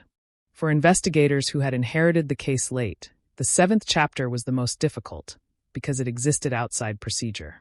There were no warrants to execute, no suspects to interrogate, no evidence to process. There was only interpretation, and interpretation is where certainty goes to weaken. They reconstructed timelines again, layering Hargreaves' statements against soil impressions, against weather records, against the way sedatives metabolize in a body under stress. The picture that emerged was slow, methodical, and deeply uncomfortable. Emily Carter had not simply vanished into darkness. She had been held. For hours. Possibly overnight. Somewhere enclosed. Somewhere mobile. Somewhere designed to conceal rather than comfort. The missing purse and keys took on new meaning. Control. Delay. Prevention. The gas station footage, re-examined with newer enhancement tools, revealed something no one had noticed before. In one frame, barely visible, a reflective surface caught light at an odd angle. A trunk latch. Open. Closed. The image was not clear enough to present in court, but clarity was no longer the goal. Understanding was. Journalists descended again, their tone different this time, less triumphant, more unsettled. This was no longer a story about justice delayed. It was about justice constrained. Podcasts lingered on the idea of the box, speculating about its size, its placement, its soundproofing. The public appetite for detail grew darker, more invasive, and Emily's family asked for privacy they knew would not fully be granted. Mark Reynolds gave one interview and then stopped. He said he had imagined Emily's last night 1,000 different ways over the years, and every new version felt like a fresh loss. He said the anger came in waves now, unpredictable, no longer directed at a single man, but at a system that had allowed time to blur accountability until it was nearly unrecognizable. In the prison, Hargreaves' health declined. He was transferred to the infirmary after collapsing during count. Doctors attributed it to cardiac issues compounded by stress. He survived. Barely. In the days that followed, he asked to speak to someone. Not a lawyer. Not a chaplain. An investigator. The meeting took place in a small room that smelled faintly of disinfectant and age. Hargreave looked smaller than before, his voice weaker, but his eyes were sharp, calculating. He said he wanted to correct the record. He said the reports were exaggerations. He said people were making him into something monstrous. The investigator listened, asked nothing at first. Silence still worked. Hargreave spoke about the container. He did not call it a box. He called it a trunk. He said it had belonged to his brother. He said it was meant for tools. He said it was only temporary. Temporary. The word hung there, obscene in its understatement. He said she was alive when he placed her inside. He said he thought she would calm down. He said he planned to let her go when things settled. He stopped then, his breathing shallow, his hands trembling. The investigator asked one question. Did she ever speak after that? Hargreave closed his eyes. He nodded once. He did not elaborate. That nod did not change his sentence. It did not reopen the case, but it altered the weight of everything that had come before. It transformed implication into near certainty, panic into intent. The investigator documented the exchange meticulously, aware that this was not justice in the traditional sense, but something adjacent to it, something quieter and more fragile. When Emily Carter's mother was told about the meeting, she asked for the transcript. She read it alone. She did not share it. She said later that some truths are not meant to be communal, that some belong only to the people who loved the victim and the person who caused the harm. The town absorbed the information the way it had absorbed everything else, gradually, unevenly. Some rejected it, preferring the simpler version where tragedy happened fast and without cruelty. Others accepted it fully, letting it reshape how they remembered that year, that road, that night. A memorial was updated. The bench gained a plaque. Not with details. Just with a line about endurance. About being seen. People left flowers there now more often than before.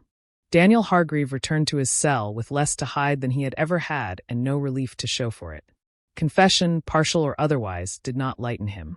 It hollowed him. The nights grew longer. Sleep came in fragments. When it did, it brought sound. And in that fractured quiet, with the case officially closed yet emotionally unresolved, the Ohio 1992 cold case reached a strange new phase. One where answers existed without resolution. Where the truth had finally surfaced only to reveal how little power it had left. And where the lingering question was no longer who did it, but how a single night had been allowed to stretch itself across 3 decades, shaping lives, distorting memory, and proving that some crimes do not end when they happen, but continue silently. For as long as their full story remains unspoken. After the nod, after the word trunk settled into the record like a stone dropped into deep water, the case entered a phase that had no procedural name, a place beyond indictments and appeals where truth exists without remedy, and in that space the smallest details began to feel enormous. Because once intent is acknowledged, even obliquely, everything that came before it rearranges itself. Investigators revisited timelines not to prove anything new, but to understand what had already been lost. Weather logs showed an unseasonably cool night, temperatures dipping low enough to slow the body, to blur consciousness, to stretch fear into something quiet and internal. Traffic reports showed sparse movement on the back roads, long gaps where no headlights passed, no witnesses accidentally intersected with the wrong moment. The night had been permissive, the kind that allows a man to believe he is alone in the world. They mapped the route again, this time not as a chase but as a procession. Gas station, brother's property, secondary pull-off, ravine. Each stop added minutes. Each minute added choice. The myth of panic weakened under the weight of distance. Panic does not make plans. Panic does not return to familiar places. Panic does not wait for morning. The missing purse and keys became symbolic anchors. Investigators theorized they had been removed immediately, not as an afterthought, but as a first step, an instinctive move toward control. Without keys, there is no escape. Without a purse, there is no call for help. In that absence, the story found its most chilling clarity. Public interest shifted from outrage to fixation. True crime forums dissected the case with surgical enthusiasm, freezing frames, annotating transcripts, arguing over semantics. Some defended Hargreaves still, clinging to the comfort of ambiguity. Others condemned him with a ferocity sharpened by the knowledge that no further punishment would come. The internet did what it always does, amplifying certainty where nuance lives, turning tragedy into content. Emily Carter's family withdrew further. They had participated enough. They had answered questions, attended hearings, read reports that no parent should ever have to read. The rest, they decided, belonged to the past, even if the past refused to stay there. Her mother stopped giving interviews. When asked why, she said the story had finally caught up to her daughter, and now it needed to stop running.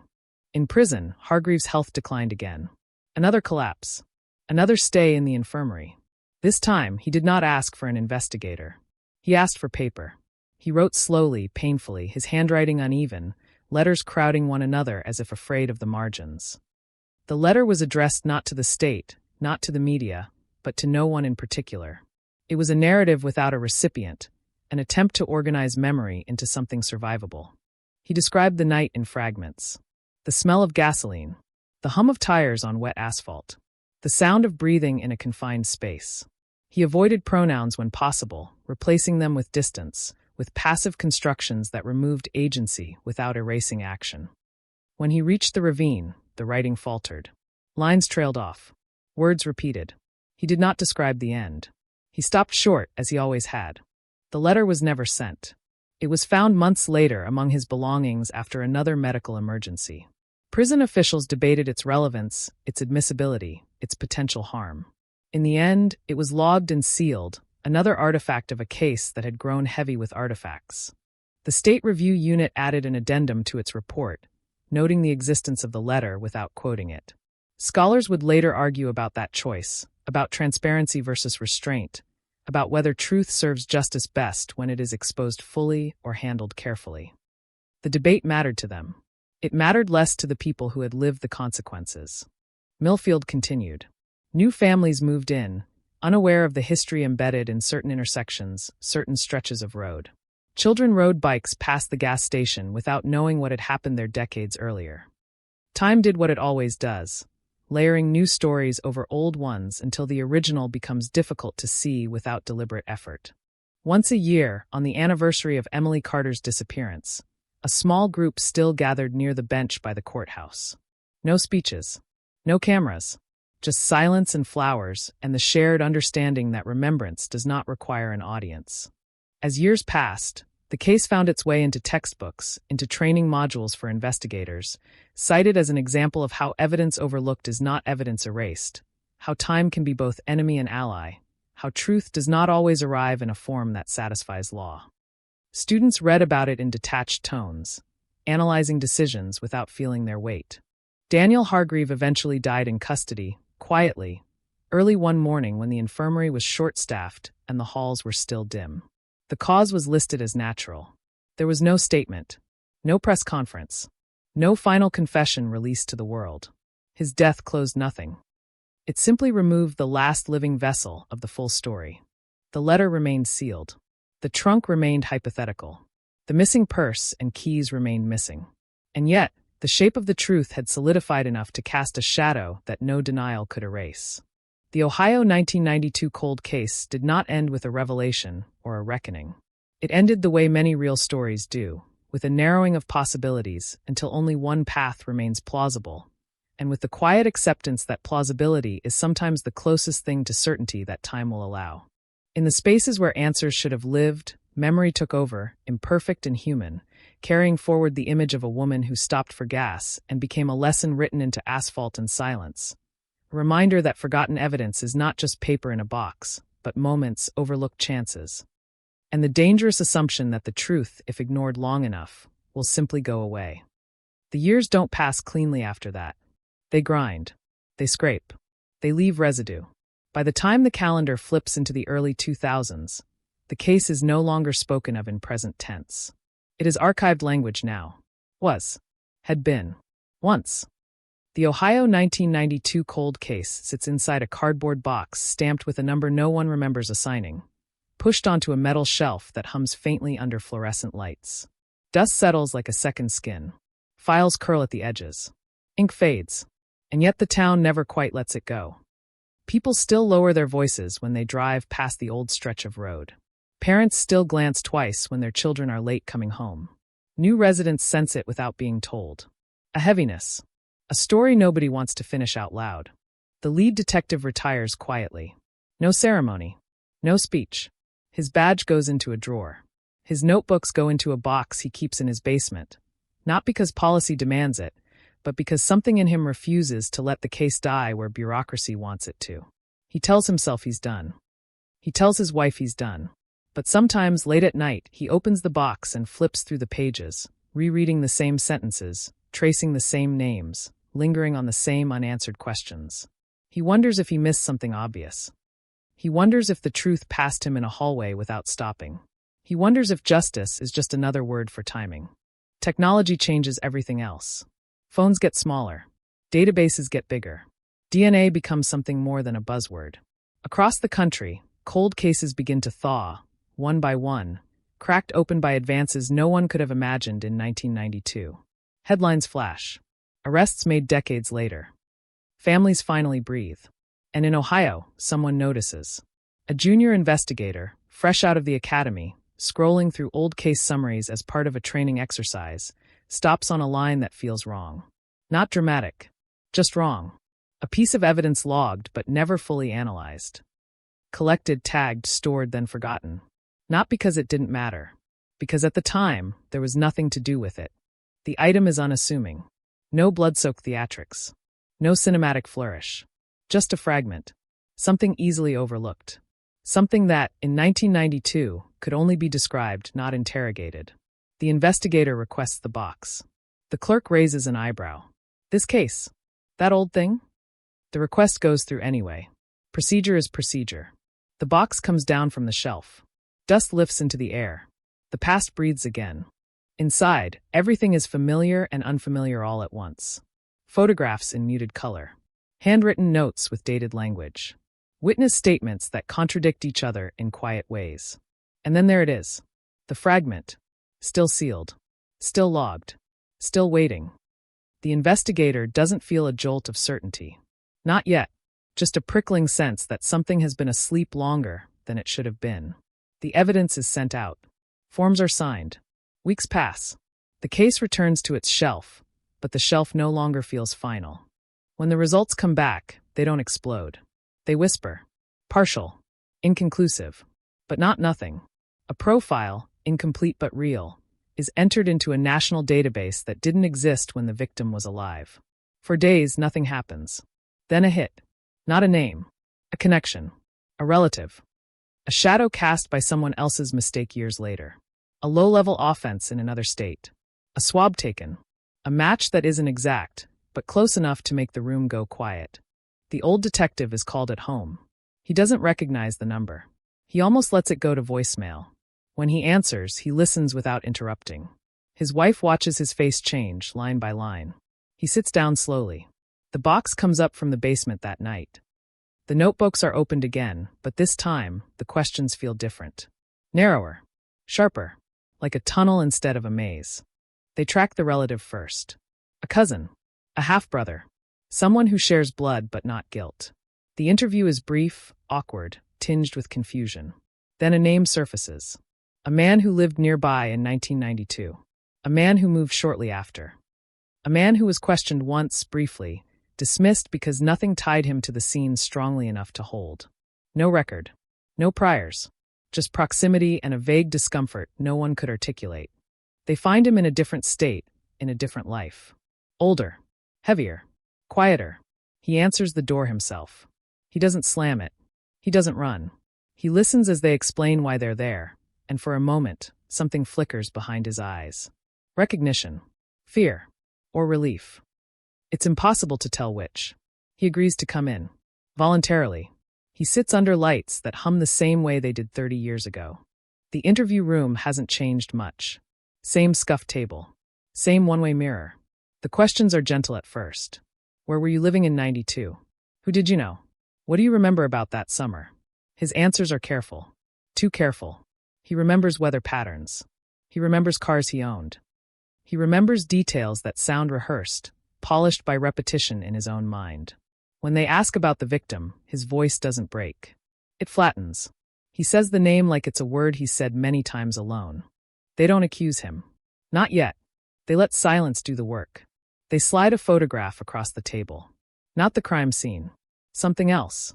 Something mundane. Something connected. His hands twitch. Just once. Barely visible. But the old detective sees it. He's been watching for that twitch his entire career. The body remembers what the mouth denies. When the DNA results come back fully processed, there is no ambiguity left. The fragment speaks clearly now. It ties him to the night everyone else has been trying to forget. The arrest is quiet. No cameras. No perp walk. Just handcuffs clicking shut in a hallway that smells like disinfectant and old coffee. 30 years collapse into a single moment. A forgotten piece of evidence triggers the thing no one expected anymore. Resolution. The news breaks anyway. It always does. Headlines explode across screens. Ohio 1992 cold case broken. Arrest shocks community. People stare at their phones in grocery store aisles. They call relatives they haven't spoken to in years. They drive past the old road again, this time slower. Some cry. Some feel nothing. Some feel angry that closure took so long it doesn't feel like closure at all. The family hears the news together. They sit in a living room that has aged with them, surrounded by photographs that stopped updating in the early 90s. The name of the suspect is said out loud for the first time.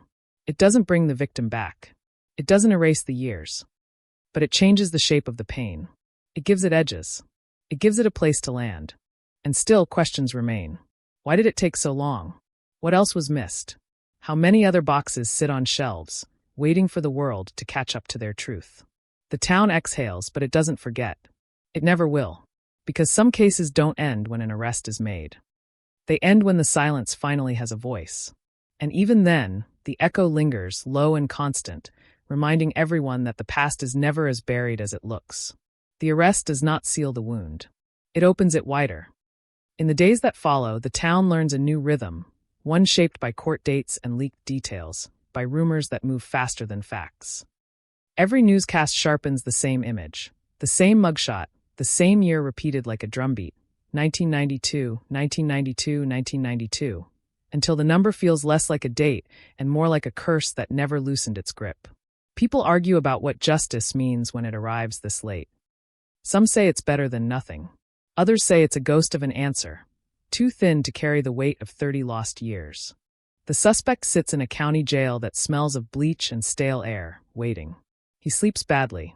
Dreams come in fragments. Hallways. Headlights. A voice calling his name from somewhere he can't see. He tells his lawyer he wants to cooperate, then changes his mind the next day. He asks for the evidence. He asks how they could know after all this time. The lawyer explains DNA in careful, neutral language. Science doesn't forget, he says. Time doesn't erase everything. The suspect stares at the table and nods, but his eyes drift, as if he's measuring how much of the past has finally caught up with him. Prosecutors begin assembling a case that has to bridge decades. Old witnesses are tracked down, some reluctant, some eager, some no longer alive. Statements taken in the 90s are reread with modern eyes. Inconsistencies once shrugged off now feel louder. Patterns emerge that no one saw when everything was happening too fast, too close to the pain. The night is reconstructed again, minute by minute, like a map drawn from memory instead of ink. The prosecution knows the defense will attack the gaps. 30 years is a long time for doubt to grow teeth. The retired detective is asked to testify. He hadn't planned on returning to that building, to those corridors that echo with unfinished business. When he steps inside, the smell hits him first. Nothing has changed. He sits in an empty courtroom one afternoon, alone, staring at the witness stand. He remembers the victim's face as it looked in old photographs, remembers the parents as they were then, younger, raw with hope and fury. He wonders if he owes them an apology, or if apologies are meaningless this far down the road. The community fractures in quiet ways. Some people claim they always suspected the man now in custody. They recount half-remembered conversations, uneasy feelings retroactively sharpened by hindsight. Others push back, insisting they knew him, that he was normal, polite, helpful. The argument plays out in diners, on porches, in comment sections where strangers accuse each other of blindness or malice. The case becomes more than a crime. It becomes a mirror, forcing everyone to confront what they noticed, what they ignored, and why. The victim's family navigates a strange new terrain. For years, their grief had no direction. It was a closed circle. Now it has momentum, but not relief. They attend meetings with prosecutors, listen to legal strategies, hear the suspect's name spoken clinically, stripped of mystery. Sometimes they feel vindicated. Sometimes they feel hollow. At night, they still dream of a knock on the door that leads nowhere. Closure, they learn, is not a switch. It's a negotiation. As the trial approaches, the defense signals its intent. They will challenge the chain of custody. They will question contamination. They will argue that proximity is not proof, that a fragment does not tell a story on its own. They will remind the jury, again and again, of the years that passed without an arrest. Why now, they will ask? Why should certainty arrive 3 decades late? The prosecution prepares for this, rehearsing answers that must sound steady even when the ground beneath them is layered with time. Media vans line the street on the first day of jury selection. The courthouse feels smaller under the weight of attention. Reporters speak in low, urgent tones, practicing the same phrases they've used for every cold case revival across the country. Shocking development. Breakthrough evidence. Long-awaited arrest. The words are sharp, efficient, but they slide off the deeper truth, that no verdict can rewind a life interrupted. Inside, potential jurors are asked what they know. Many have heard the headlines. Some remember the original disappearance.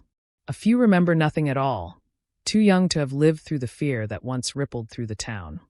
They are questioned about bias, about faith in science, about their ability to judge evidence untethered from emotion. One woman admits she still locks her doors because of what happened in '92. She is dismissed. Testimony unfolds slowly, methodically. Experts explain DNA to a room that alternates between fascination and fatigue. Charts are displayed. Timelines projected. The fragment is never shown, only described, elevated from obscurity to centerpiece. When the retired detective takes the stand, his voice is steady, but his hands tremble slightly as he recounts the early days of the investigation. He speaks of long nights, of doors knocked on, of leads that evaporated under scrutiny. He does not apologize. He does not defend himself. He tells the truth as he knew it then. The suspect watches from the defense table, expression carefully neutral. When the victim's name is spoken, his jaw tightens. When photographs are referenced, his eyes drop. His lawyer rests a hand on his arm once, briefly, as if to anchor him. The jury notices everything.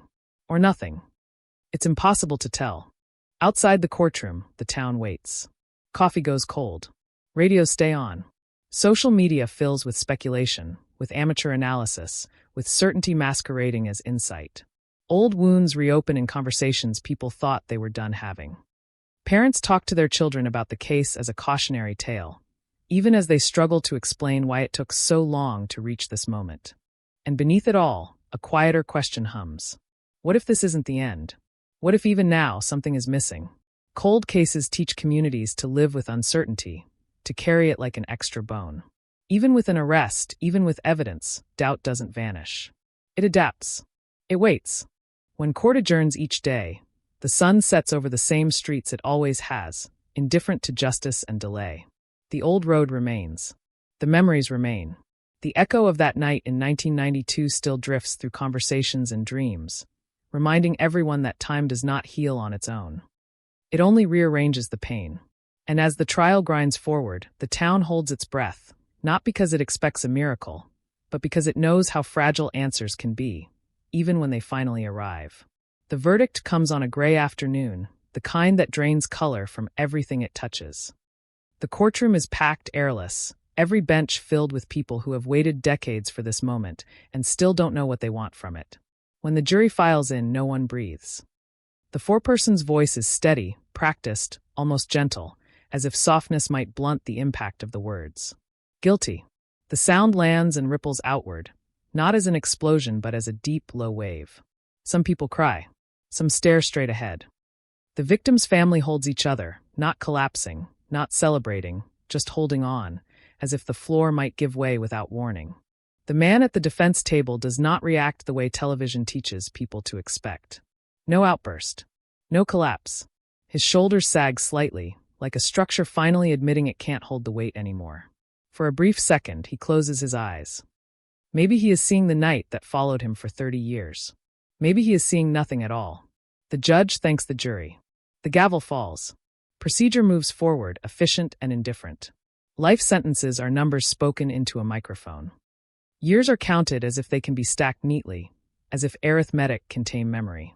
Outside, cameras flash. Reporters rush to file the final chapter. Ohio 1992 cold case solved. Justice at last. Forgotten evidence triggers arrest, conviction, closure. The words roll out smoothly, ready to be consumed and moved past. By evening, another story will begin pushing this one down the feed. The world has a short attention span. The town knows better. The family returns home to a house that feels too quiet now that the waiting is over. For decades, anticipation had filled every corner, every holiday, every ordinary Tuesday. Now there is space where tension used to live, and it is disorienting. They sit at the kitchen table and realize there is nothing left to prepare for. No more updates. No more meetings. No more hoping the phone will ring. The truth has arrived, and it doesn't know what to do with them either. That night, the old detective drives the familiar roads one last time. He passes the stretch where the investigation began, where uncertainty first dug its claws into his career and refused to let go. He pulls over and sits with the engine running, headlights cutting a pale line through the dark.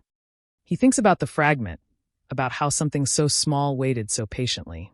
He thinks about all the nights he told himself there was nothing left to find. He wonders how many answers are still sleeping in boxes, how many futures hinge on timing instead of intent. In the weeks that follow, the town tries to return to normal. Signs come down. News vans leave. The courthouse empties. But the case has changed the shape of conversation. People speak differently now, with an awareness sharpened by hindsight. They talk about evidence, about technology, about how close certainty can hide to the surface without being seen. Parents tell their children that the world remembers, even when it pretends to forget, even when it takes too long. The road is still there. It always will be. Some nights, drivers swear the air feels heavier when they pass it, like sound before a storm. They tell themselves it's imagination, memory playing tricks, but they slow down anyway. Habits formed in fear don't disappear just because a verdict has been read. The man convicted of the crime begins his sentence in a place designed to erase individuality. Days become routine. Nights stretch. He files appeals that are denied. He writes letters that are never answered. He tells himself the science betrayed him, that the past should have stayed buried. But in quieter moments, when the noise of the facility recedes, another truth presses in. He was never really free. The years he thought he'd escaped were borrowed time, ticking down toward an inevitable reckoning. Cold cases teach a particular lesson, one that doesn't soften with repetition. They show how fragile certainty is, how easily truth can be delayed without being destroyed.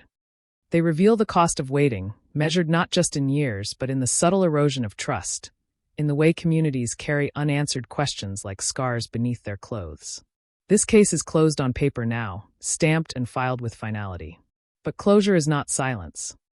It is a different kind of noise. Long after the headlines fade, the story continues in smaller ways. In the way the family still sets aside a moment on anniversaries. In the way the old detective wakes some nights, convinced he's forgotten something else. In the way a young investigator looks at an evidence log and hesitates before marking it complete. In the way a town remembers that justice, when it comes late, arrives with both relief and regret intertwined. The Ohio 1992 cold case is no longer unsolved. But its echo remains, low and constant, a reminder whispered through records rooms and empty roads and late-night drives. Time can bury the truth, scatter it, disguise it as nothing worth noticing. But it does not erase it. Somewhere, in some box, in some forgotten corner, the past is always waiting. And sometimes when the world finally learns how to listen, it speaks. Time moves on, the way it always does, indifferent to verdicts and headlines. Months pass. Then years. The courthouse returns to its routines. The file marked Ohio 1992 is sealed, cataloged, and pushed back into the system. Not forgotten, but transformed. No longer a question mark. No longer an open wound in the language of the law. Closed. Resolved. And yet, the word feels fragile, like glass held up to the light. In the town, the story settles into memory the way sediment settles at the bottom of a river. It doesn't disappear. It just stops swirling. People reference it in the past tense now, but with care, as if sharp edges remain. New families move in. Old houses are renovated. Children grow up without knowing the fear that once lived in the air after dark. But sometimes, late at night, when traffic thins and the streets empty, the silence carries something familiar. A residue of vigilance. A habit learned and never fully unlearned. The road becomes ordinary again, at least on the surface. Grass grows taller along the shoulder. A new sign goes up where the old one once stood. Most drivers pass without slowing. But every so often, someone who remembers eases off the accelerator, just a little. Muscle memory. The body keeping a promise the mind claims it no longer needs. The victim's name appears less often now. No longer trending. No longer urgent. It exists in quieter places, on a headstone warmed by the sun, in a framed photograph on a mantle, in the way a family pauses before answering questions about the past. They learn to live with a different kind of absence. One shaped not by mystery, but by finality. It is heavier in some ways, lighter in others. Grief, once suspended in uncertainty, has landed. And now it must be carried forward. The old detective finally packs away the notebooks. Not into the basement this time, but into a box labeled simply with a year. He donates copies to the department archive. He keeps the originals. Not out of guilt, not out of pride, out of respect, for the process, for the waiting, for the truth that arrived late but intact. He sleeps better now, though not perfectly. Some nights, the past still taps on the glass, but it no longer demands answers he can't give. In the department, the case becomes a reference point, a training example, a reminder passed down in briefing rooms and classrooms. Don't ignore the small things. Don't assume technology has reached its limits. Don't confuse silence with emptiness. Younger investigators listen, nodding, absorbing the lesson without fully understanding the weight behind it. They weren't there. They don't remember 1992. But they will remember the warning. Somewhere else, in a controlled environment measured by counts and schedules, the man convicted of the crime adjusts to a life stripped of variables. Days repeat. Seasons change behind reinforced glass. He marks time in routines and regrets, in appeals denied and letters unanswered. The world he once blended into has moved on without him. His name appears occasionally in paperwork, in footnotes of articles about cold cases and DNA breakthroughs. A cautionary example. A data point.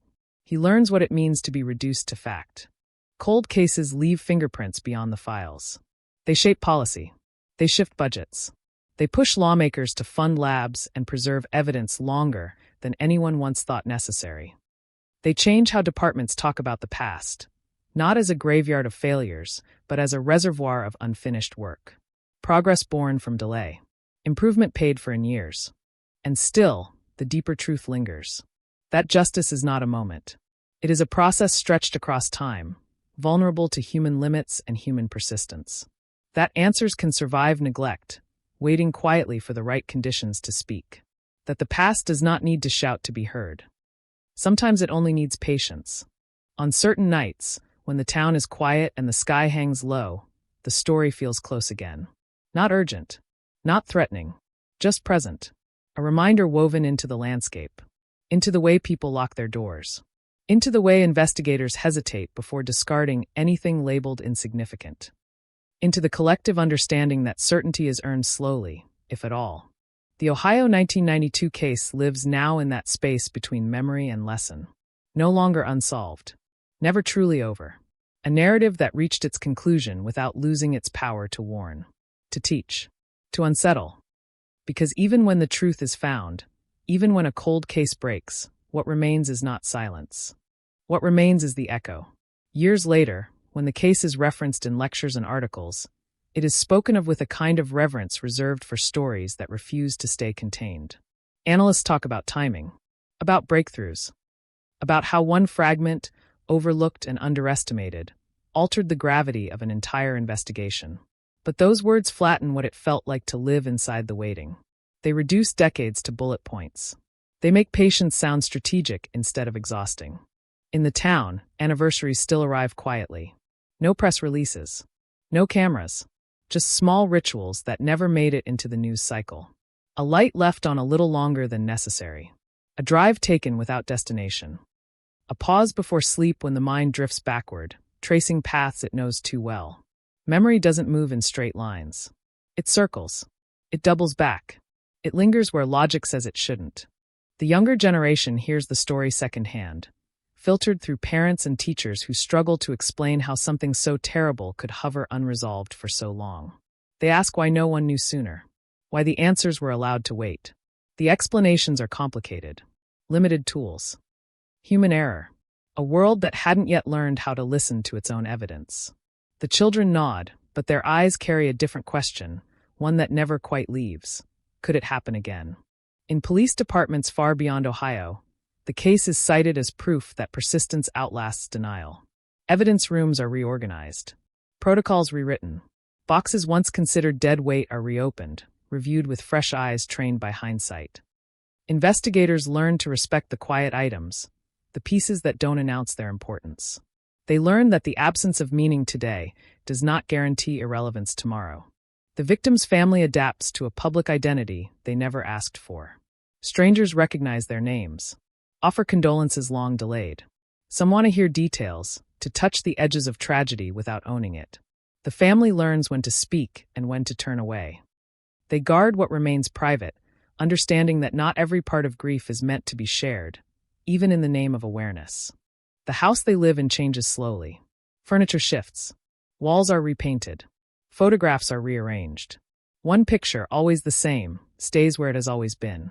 Time has altered the colors, softened the edges, but not the gaze. It watches. It remembers. It insists on being seen. The old detective is invited to speak at a conference years after the trial. He stands behind a podium under bright lights and tells a room full of professionals what he wishes he'd known earlier. He doesn't dramatize it. He doesn't claim heroism. He speaks about doubt, about humility, about the danger of assuming a case is finished just because it's quiet. When he steps down, the applause feels distant. What matters more are the conversations that follow, hushed and serious, seated with new resolve. Some nights, long after retirement has settled into routine, he dreams of evidence rooms stretching endlessly, shelves disappearing into darkness. Boxes call out without sound. He wakes unsettled but not afraid. The dreams no longer accuse him. They remind him. of responsibility, of vigilance, of the thin line between neglect and patience. In prison, the man convicted ages into anonymity. His story is retold without his voice, reduced to facts and outcomes. He becomes a cautionary tale stripped of context, his humanity flattened by the weight of what he did. In rare moments of clarity, he understands that this is the final consequence, not just confinement, but erasure from complexity. He exists now as a result, not a person. Cold cases reshape the way time is understood. They compress decades into evidence logs and trial transcripts. They stretch moments of violence across generations. They force a reckoning with the idea that truth is not fragile, but delayed. That it can endure neglect, misinterpretation, and silence, waiting for the world to catch up. The Ohio case becomes part of a larger pattern, a constellation of stories that redefine justice as something elastic, capable of snapping back even after being pulled thin. It challenges the belief that urgency is the only path to answers. Sometimes the path is endurance. On quiet evenings, when the town settles and the hum of daily life recedes, the story feels less like history and more like presence. It lives in caution, in curiosity, in the subtle ways people choose to look closer instead of moving on. It is no longer a mystery, but it is not inert. It still moves, shaping behavior, sharpening instincts, refusing to be decorative. Because the end of a cold case is never truly the end. It is a transformation, from question to warning, from absence to imprint. The facts are fixed now, but their meaning continues to evolve, carried forward by those who remember and those who are just learning to listen. And somewhere, in the quiet spaces between records and recollection, the past remains alert. Not demanding attention, simply waiting. By the time another decade begins to take shape, the case has slipped fully into the fabric of the town's identity, no longer an interruption, but a thread woven through it. People reference it without naming it outright. They say things like back then, or before everything changed. It becomes a quiet landmark in conversation, a shared understanding that doesn't need explanation. Outsiders miss it entirely. Locals don't. The seasons keep turning. Winters come harder than they used to. Summers arrive heavy and bright, indifferent to memory. On warm nights, the air carries laughter again, music drifting from open windows, the sound of life continuing because it always does. And yet, beneath that normalcy, there is a discipline the town didn't have before. A habit of watching, of remembering that certainty is something earned, not assumed. In schools, teachers tread carefully when history brushes against the case. They don't sensationalize it. They don't avoid it either. They talk about responsibility, about systems, about how progress is built from mistakes examined instead of hidden. Students listen, half interested, half unsettled, sensing there is something personal beneath the lesson, even if they can't yet name it. Evidence preservation becomes almost ceremonial now. Gloves change twice. Labels checked and rechecked. Younger officers joke about paranoia, but they follow the rules anyway. Somewhere in the back of their minds, the Ohio case hums quietly, a reminder that today's afterthought could be tomorrow's key. The past has earned its authority. The victim's family grows older together. Birthdays continue. New faces join the table. Children are born into a story they will one day inherit, not as trauma, but as context. The family learns how to speak about the victim without freezing, how to laugh without guilt, how to carry memory without letting it harden. They do not forget. They integrate. At times, strangers still reach out. True crime podcasts. Documentary producers. Writers looking for an angle that hasn't been used yet. The family listens politely and declines most requests. The story belongs to them in a way it never will to anyone else. Public interest fades. Personal meaning does not. The old detective's health begins to slow him down. He walks more carefully now, rests more often. His mind, however, remains sharp, circling old lessons with new clarity. He understands now that solving the case was never about being right. It was about staying open long enough for the truth to arrive. That understanding brings him a peace he didn't expect. He visits the archive once more, escorted by someone young enough to be his grandchild. They stand in the records room together, surrounded by shelves heavy with untold stories. The young investigator asks how he knew this case was worth revisiting. The detective pauses before answering. He says he didn't know. He says knowing comes later. What matters is refusing to decide too early that nothing remains. In another place, far from the town that remembers him, The convicted man marks another year behind bars. Time has reshaped him into something quieter, almost invisible. He is no longer angry. Anger requires energy. What remains is a dull awareness that the world continued without him, that the truth he tried to outrun simply waited. He has learned that silence does not equal safety. It only delays consequence. Cold cases leave behind more than conclusions. They leave posture.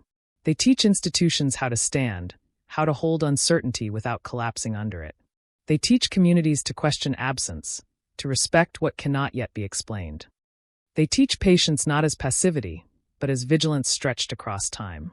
The Ohio case no longer appears in headlines, but it surfaces in policy changes, in training manuals, in the careful way evidence rooms are treated like living spaces instead of tombs. It exists in the pauses investigators take before closing a file, in the instinct to look again instead of away. And when people ask whether justice was served, answers vary. Some say yes, because a name was spoken and a sentence delivered. Others hesitate, knowing that justice delayed leaves marks no verdict can erase. Both answers coexist, uneasy but honest. As night falls over the town, streetlights flicker on one by one, illuminating roads that no longer feel haunted, but never feel entirely neutral either. The darkness is familiar now, no longer feared, but respected. The past has taken its place beside the present, not ahead of it, not behind it. The story continues, not as a mystery, not as a warning shouted into the void, but as a steady undercurrent. A reminder that truth does not require urgency to survive. Only attention. And somewhere, deep in the architecture of memory and record, the lesson remains intact, waiting for the next pair of eyes willing to stop, look closer, and listen. Eventually, the case stops being something people actively remember and becomes something they carry without noticing. Like a scar that no longer aches but still tightens when the weather changes. It surfaces unexpectedly, in a conversation about trust, in a pause after a siren passes, in the instinct to double-check a lock even on quiet nights. The Ohio 1992 case no longer demands attention. It has settled into instinct. New investigators come and go. Files are digitized. Paper becomes data. Shelves give way to servers humming softly behind secured doors. The physical box that once held the forgotten fragment is preserved, not because it's needed anymore, but because symbols matter. It is shown occasionally to trainees, not open, just indicated. This is what waiting looks like, they are told. This is what patience can hold. The town itself ages. Businesses change names. Streets are repaved. Old houses are torn down and replaced with something brighter, cleaner, less burdened by memory. And yet, when foundations are dug, people still whisper about what lies beneath. Not bodies. Not secrets. Just history. Dense, layered, unwilling to be erased by fresh concrete. The victim's name appears on a small plaque now, part of a memorial that doesn't draw crowds. It isn't meant to. People stop there alone. They stand for a moment, hands in pockets, eyes unfocused, letting the weight of time pass through them. There is no instruction on how long to stay. Everyone knows when it's enough. The family finds a version of peace that doesn't announce itself. It arrives quietly in ordinary moments, a shared meal, a spontaneous laugh, a future planned without hesitation. They no longer measure their lives against the absence. The absence has been absorbed. Still present. No longer dominant. Love learns to stretch around even the deepest losses. The old detective passes away one winter morning, years after the trial, his death noted briefly in the local paper. Retired officer. Key figure in historic cold case. Survived by family. His notebooks are donated posthumously, archived with care. In the margins, future readers will find doubt, persistence, fatigue, hope. Human handwriting tracing the long arc between not knowing and finally understanding. He never saw himself as the closer of the case. Just someone who stayed long enough. Somewhere, another cold case waits. In another town. Another year. Another box, sealed and shelved because the tools aren't ready yet, or the questions haven't learned how to be asked. The Ohio case echoes there too, quietly influencing decisions made by people who don't realize they're listening to it. Because that is how these stories work. They don't end. They propagate. They pass their lessons forward invisibly, altering trajectories without credit or ceremony. A pause here. A second look there. A refusal to dismiss what doesn't yet make sense. When people talk about justice now, they do so with tempered expectations. They understand that answers can arrive late, incomplete, carrying relief and sorrow in equal measure. They understand that truth is resilient, but not gentle. That it will surface eventually, but never without cost. On certain nights, when the town is quiet and the air is still, the past feels close, not threatening, not demanding, just present. A reminder stitched into the environment. The road, the records room, the habit of attention. The Ohio 1992 cold case is no longer a headline. It is no longer even a story people tell in full. It is something subtler and more enduring. A calibration, a shift in how absence is interpreted, a warning delivered without volume. Because time does not forgive. It observes. It waits. And when the world is finally ready to listen, it lets the truth speak, no louder than it ever was, but impossible to ignore. Long after the last person who worked the case has stepped away, long after the town has changed its face again, the story continues to function in silence. It no longer announces itself as history. It behaves more like gravity, unseen, unquestioned, shaping movement without asking permission. People who have never heard the details still live differently because of it. They don't know why they hesitate before dismissing something small. They just do. In the record system, the digital file remains pristine, untouched by dust or time, its metadata stamped with finality. Closed. Solved. Yet every few years, someone opens it anyway. Not to challenge the verdict. Not to relitigate the facts. Just to look. To remember what it took. To remind themselves that certainty is a privilege, not a guarantee. The system logs the access automatically. Another timestamp. Another quiet acknowledgement that the past is still being consulted. The town holds fewer public reminders now. Memorials fade into the background of daily life. What remains is behavioral. A culture shaped by caution and care. Neighbors check in on one another without making a show of it. Teachers notice when students withdraw. Officers pause before writing off a detail as irrelevant. The influence is subtle but persistent, like a low-frequency signal that never fully disappears. The family name becomes less recognizable to strangers, but not to the town. It carries respect now, not pity. The story attached to it has softened at the edges, rounded by time, but never diluted. New generations inherit it as an undertone, not a burden.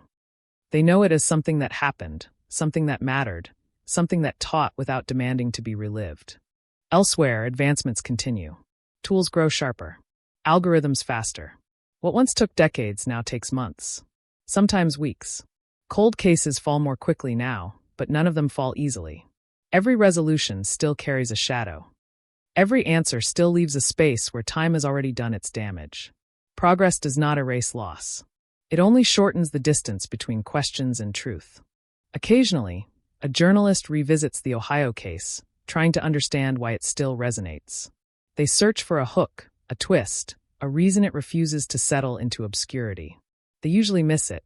The power was never in the crime alone. It was in the waiting. In the proof that truth does not decay the way attention does. That it can survive neglect without losing its shape. The road remains part of the landscape, unmarked now, indistinguishable from any other stretch of asphalt unless you know what to feel for. Most people don't. But sometimes someone slows without realizing why. A reflex inherited from a town that learned, once, that normal can fracture without warning. The lesson of the case no longer needs words. It has been absorbed into instinct. Look again. Preserve longer. Decide later. Trust that silence does not mean emptiness. These ideas move quietly through institutions and families alike, shaping choices that will never be traced back to their origin. Cold cases are often described as frozen in time. The Ohio 1992 case proves the opposite. It thawed slowly, invisibly, reshaping everything around it before anyone noticed the temperature had changed. By the time the truth surfaced, the world was already different because of the waiting. And that is where the story finally settles, not in resolution, not in triumph, but in continuity. A reminder carried forward without ceremony. A presence that does not demand remembrance, only awareness. Because the past is never finished teaching. It simply changes its voice.